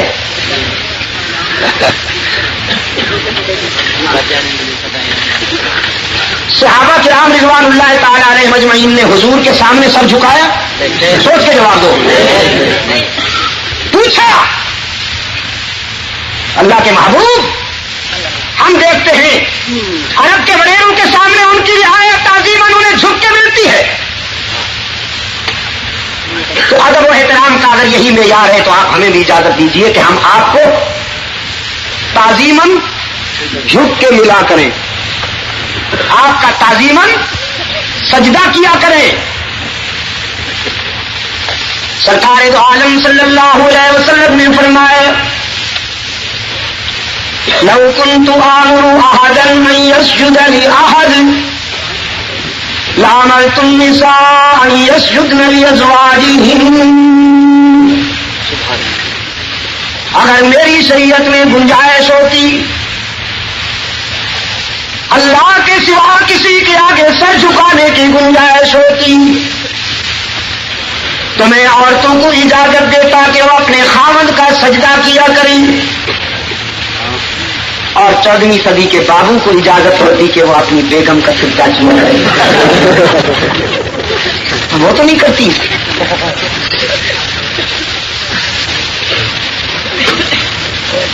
سرکار عالم صلی اللہ علیہ وسلم نے فرمایا میری شریعت میں عورتیں خاوند کا سجدہ نہیں کر سکتی، شاگرد استاد کا سجدہ نہیں کر سکتا، اولاد والدین کا سجدہ نہیں کر سکتی، رعایا حاکم کا سجدہ نہیں کر سکتی، مرید شیخ کا سجدہ نہیں کر سکتا.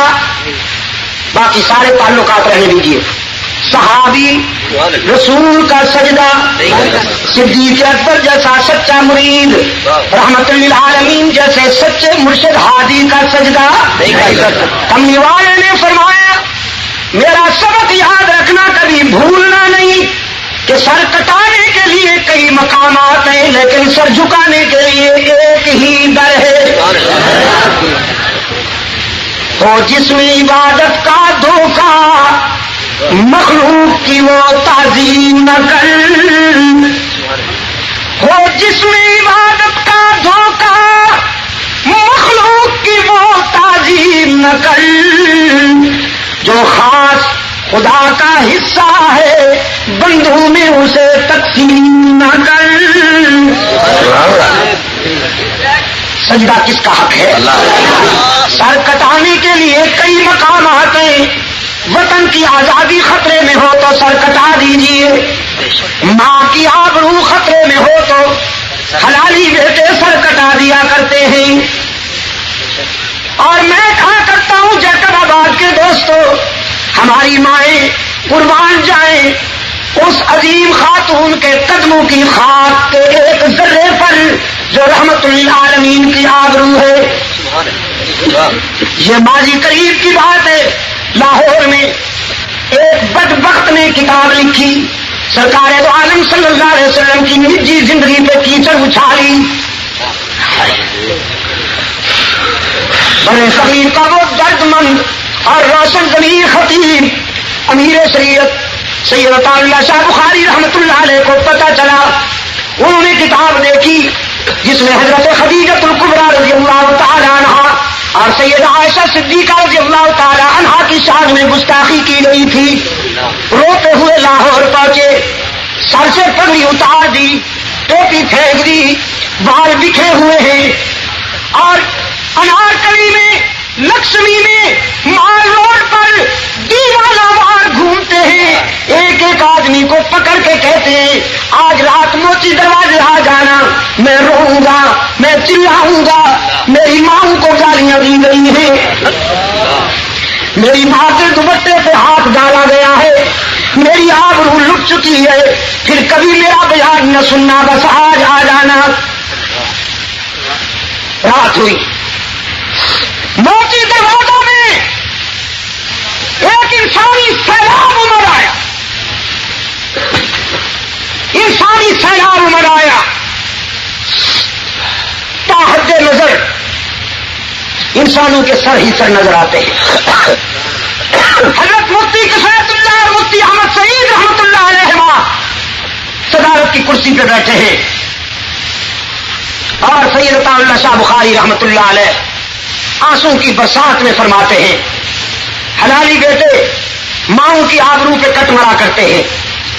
اور کیا تمہیں معلوم نہیں ہے کہ لاہور کے اردو بازار کے راجپال کتے نے ام المومنین حضرت خدیجہ الکبریٰ رضی اللہ تعالیٰ عنہا کی شان میں گستاخی کی ہے، ام المومنین حضرت عائشہ صدیقہ رضی اللہ تعالیٰ عنہا کی شان میں گستاخی کی ہے.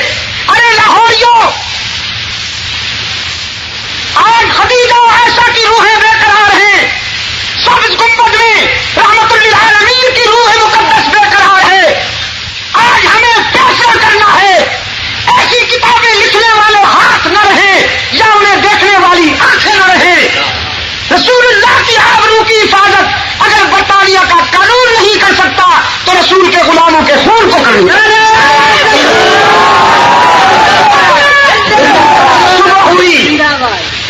صبح ہوئی جلسہ سننے والے تو بہت، لیکن ایک نوجوان ٹانگا چلا چلا کے آیا تھا، گزر رہا تھا کہ اس کے کانوں میں رقت، اخلاص اور سچائی میں ڈوبی ہوئی آواز پڑی. وہ دوڑتا ہوا آیا اور جلسہ گاہ میں کھڑا ہو گیا. دل میں اتر گئی ایک درویش کی بات. یہ فیصلہ کر کے گھر گیا کہ صبح یا میں زندہ رہوں گا یا وہ زندہ رہے. ساری رات خنجر تیز کرتا رہا. صبح ہوئی تو خنجر لے کے اٹھا اور اردو بازار پہنچ کے راجپال کو دور سے کہتا ہے ہندو کتے تیار ہو جا، عائشہ کا بیٹا آ گیا. اگر اپنے بچاؤ کے لیے کچھ کر سکتے ہو تو کر لو، پھر نہ کہنا ہمیں خبر نہ ہوئی. آگے بڑھ کے راجپال کے گریبان میں ہاتھ ڈالا، اسے گھسیٹ کر روڈ پہ پھینکا اور پھر اس کے سینے پہ چڑھ بیٹھا اور آرام کے ساتھ خنجر اتار اتار کے اس کو کہتا ہے تمہیں کیا خبر تھی کہ دھرتی پہ کوئی رسول کی آبرو پہ مٹنے والا نہیں رہا.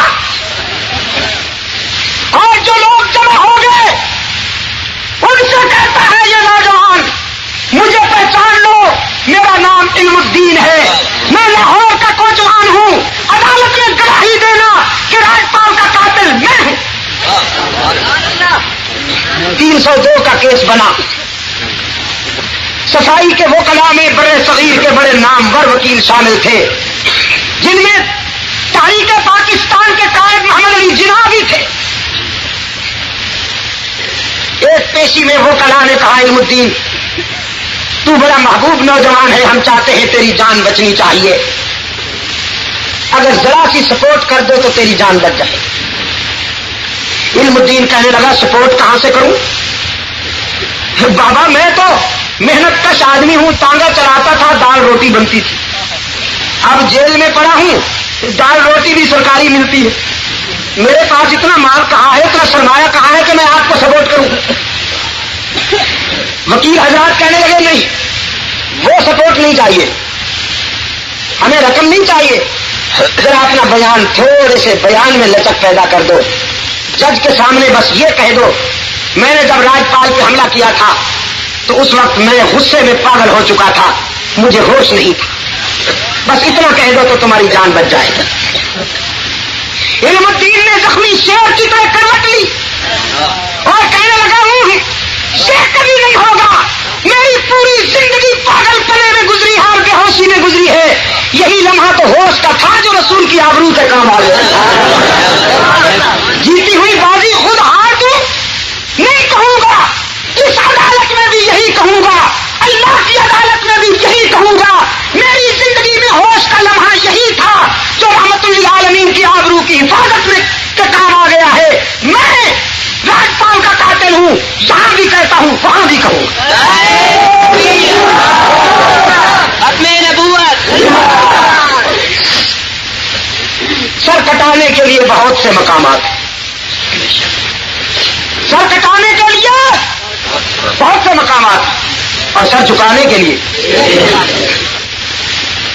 انسانی جبین کی نیاز مندیوں کے لیے حقیقی مسجود. نہیں ذرا ضرب لگائیے اللہ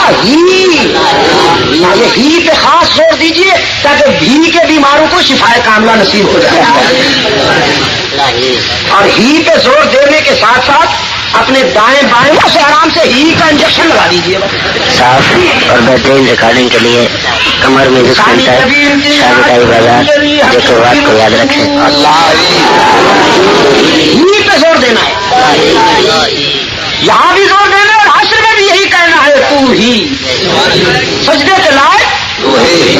انبیاء کی نبوت برحق، رسولوں کی رسالت، صدیقین کی صداقت، اولیاء کی ولایت، بزرگان دین کی کرامت، برحق لیکن سجدے کے لائق، انسانی جبین کی نیاز مندیوں کے لیے حقیقی مسجود، ہر جگہ موجود،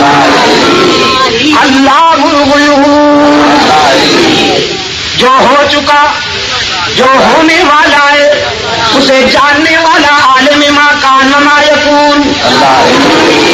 قرآن پاک نے فرمایا وعنده مفاتیح الغیب لا یعلمها الا هو ويعلم ما في البر والبحر وما تسقط من ورقة إلا يعلمها ولا حبة في ظلمات الأرض ولا رطب ولا يابس إلا في كتاب مبين. اسی کے پاس ہے غیب کی چابیاں. اور جب بعد والو وعنده مفتاح الغیب نہیں فرمایا مفاتیح الغیب. یہ نہیں کہا کہ اسی کے پاس ہے غیب کی چابی تاکہ اجمی فنکاروں کو گنجائش نہ ملے کہ بڑی چابی تو اس کے پاس ہے چھوٹی چابی ہے. یہ ہمارے بزرگوں کے پاس ہے. آخر یہ بھی تو اللہ کے پیارے ہیں بادشاہ. یہ پیارے ہونے کی یہی خصوصیت ہے کہ وہ اللہ کے حقوق میں بھی شامل ہو گئے. راولپنڈی سے میں لاہور آ رہا تھا فلائنگ کوچ میں. میرے ساتھ ایک مولوی صاحب آ بیٹھے. وہی چہرہ دیکھ کے اندازہ ہو جاتا ہے بالکل.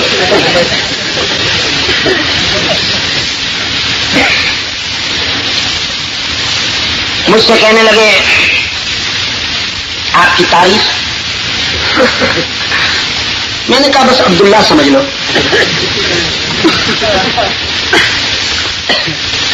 کہنے لگا نہیں آپ ذرا اور وضاحت سے بتائیں. بس میں نے کہا حنفی مسلمان ہوں. کہنے لگا نہیں آپ اولیاء کرام کو مانتے ہیں.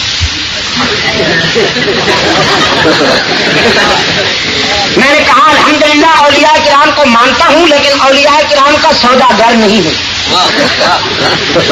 اولیاء کرام کے نام پہ نہ قوم کا دودھ پیتا ہوں 11ویں کے نام پہ اور نہ نذرانے بٹورتا ہوں اور نہ اولیاء کرام کی قبروں پہ منڈیاں لگانا حلال سمجھتا ہوں. قوم کو بیوقوف بنا رکھا ہے.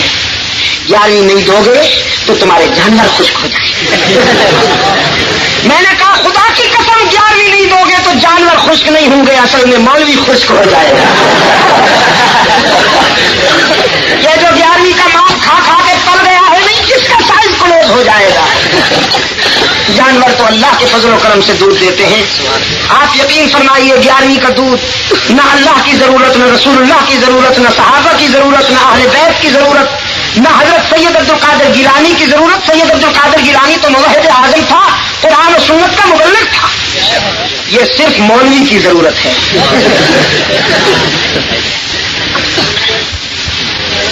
مجھے کہنے لگا آپ اولیاء کرام کو مانتے ہیں تو پھر یہ بتائیے کہ بزرگوں کا سجدہ آپ جائز سمجھتے ہیں؟ میں نے کہا نہیں میں بزرگوں کے خدا کا سجدہ جائز سمجھتا ہوں. بزرگوں سے محبت کا معیار میرے نزدیک یہ ہے کہ آپ ان کے نقش قدم پہ چلیے, اولیاء کرام کی تعلیمات کو سمجھیے, انہوں نے جو راستہ دکھایا ہے اس راستے پہ چلیے, ان سے محبت کیجیے, انہیں دین کا استاد سمجھیے, ان سے قرآن و سنت کا فہم حاصل کیجیے, لیکن سجدہ اللہ ہی کا. کہنے لگا نہیں وہ اللہ کا سجدہ تو عبادت والا ہوتا ہے, تعظیم. میں نے کہا مسٹر مولانا یہ تعظیم نہیں تقسیم ہے. یہ تعظیم نہیں اللہ کے حق میں تقسیم ہے. کہنے لگا بس تو پھر معلوم ہوتا ہے آپ وہابی معلوم ہوتے. میں نے کہا مولانا آپ جو مرضی ہے مجھے کہہ لیجئے, لیکن میں آپ سے یہ کہتا ہوں کہ سجدہ اسی کا حق ہے. یہ معیار نہیں ہے تعظیم کا. اللہ کے حق میں کسی کو شریک نہیں کرنا چاہیے. کہنے لگا نہیں اس کا سجدہ عبادت والا, بزرگوں کا سجدہ تو تعظیم والا. جب میں تنگ آ گیا نہیں تو پھر میں نے ان سے کان میں کہا مولانا اگر جان کی امان پاؤں تو ایک سوال آپ سے بھی پوچھوں.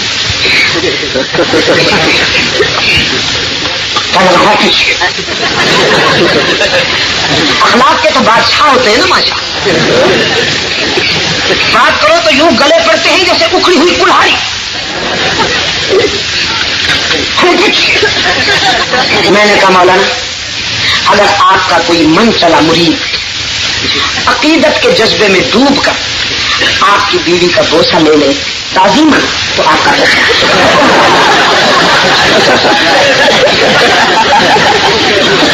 اللہ اکبر. اچھلا نہیں ہوں تم مجھ کو گالیاں دیتا ہے. اچھلا تو سر لگا ویگن کی چھت کے ساتھ. اب اس اچھل کود میں ڈرائیور کو بھی احساس ہو گیا. اس نے جلدی سے چر سے بریک لگائی. کہنے لگا ارے بھائی کیا ہو گیا؟ تو مسافروں نے کہا اسلام لڑ پڑا ہے.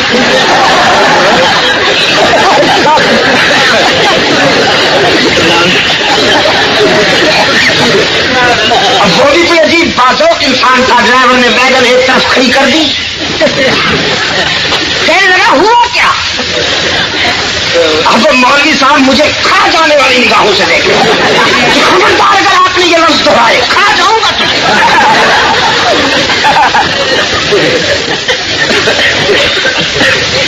وہ ڈرائیور. میں نے کہا بھائی اس سے پوچھو.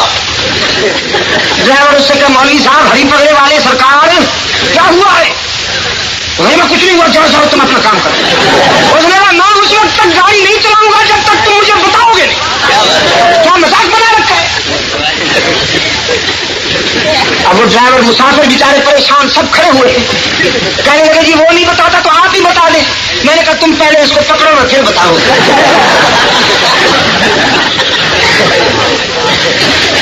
یونیورسٹی میں پڑھنے والے دو بڑے ماشاءاللہ سجیلے نوجوان انہوں نے پوری مضبوطی کے ساتھ 11ویں کے پہلے وہ مولوی صاحب کو اپنی گرفت میں لے لیا.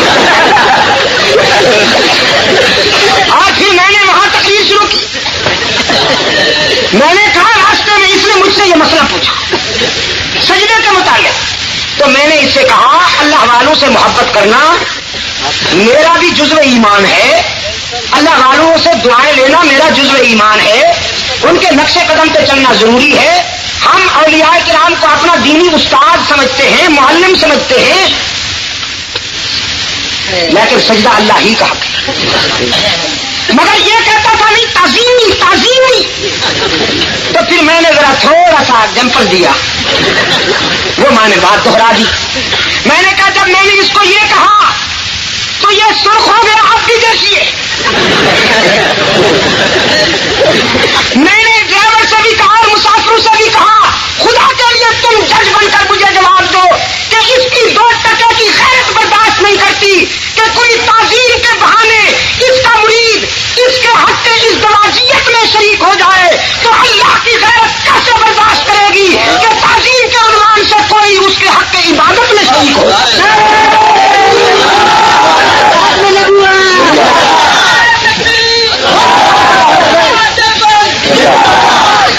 وہ ڈرائیور کہنے لگا بالکل صحیح کہا آپ نے. مسافر کہنے لگا بالکل ٹھیک کہا. وہ تو پڑھے لکھے لوگ تھے نا. اب یہ اس فنکار کی اس بوگس بات کی کون تائید کرے. ڈرائیور کہنے لگا ملا کی تو جانے جانا کتنے. وہ کہنے لگا لاہور. ڈرائیور نے پیسے نکال کے ٹکٹ کے اس کے دیے. یہ لو پیسے اتر جاؤ میری بیگم سے. ابھی آپ حضرت علامہ سید عبد المجید ندیم شاہ صاحب رحمۃ اللہ علیہ کو سماعت فرما رہے تھے. آپ سب دوستوں سے گزارش ہے کہ ہمارے اس چینل کے ساتھ بنے رہیں اور اس چینل کے لنک کو آگے اپنے دوستوں میں بھی شیئر کرتے رہیں. آپ سب دوستوں کا بہت شکریہ. ملتے ہیں ایک نئی ویڈیو کے ساتھ. تب تک کے لیے اللہ حافظ.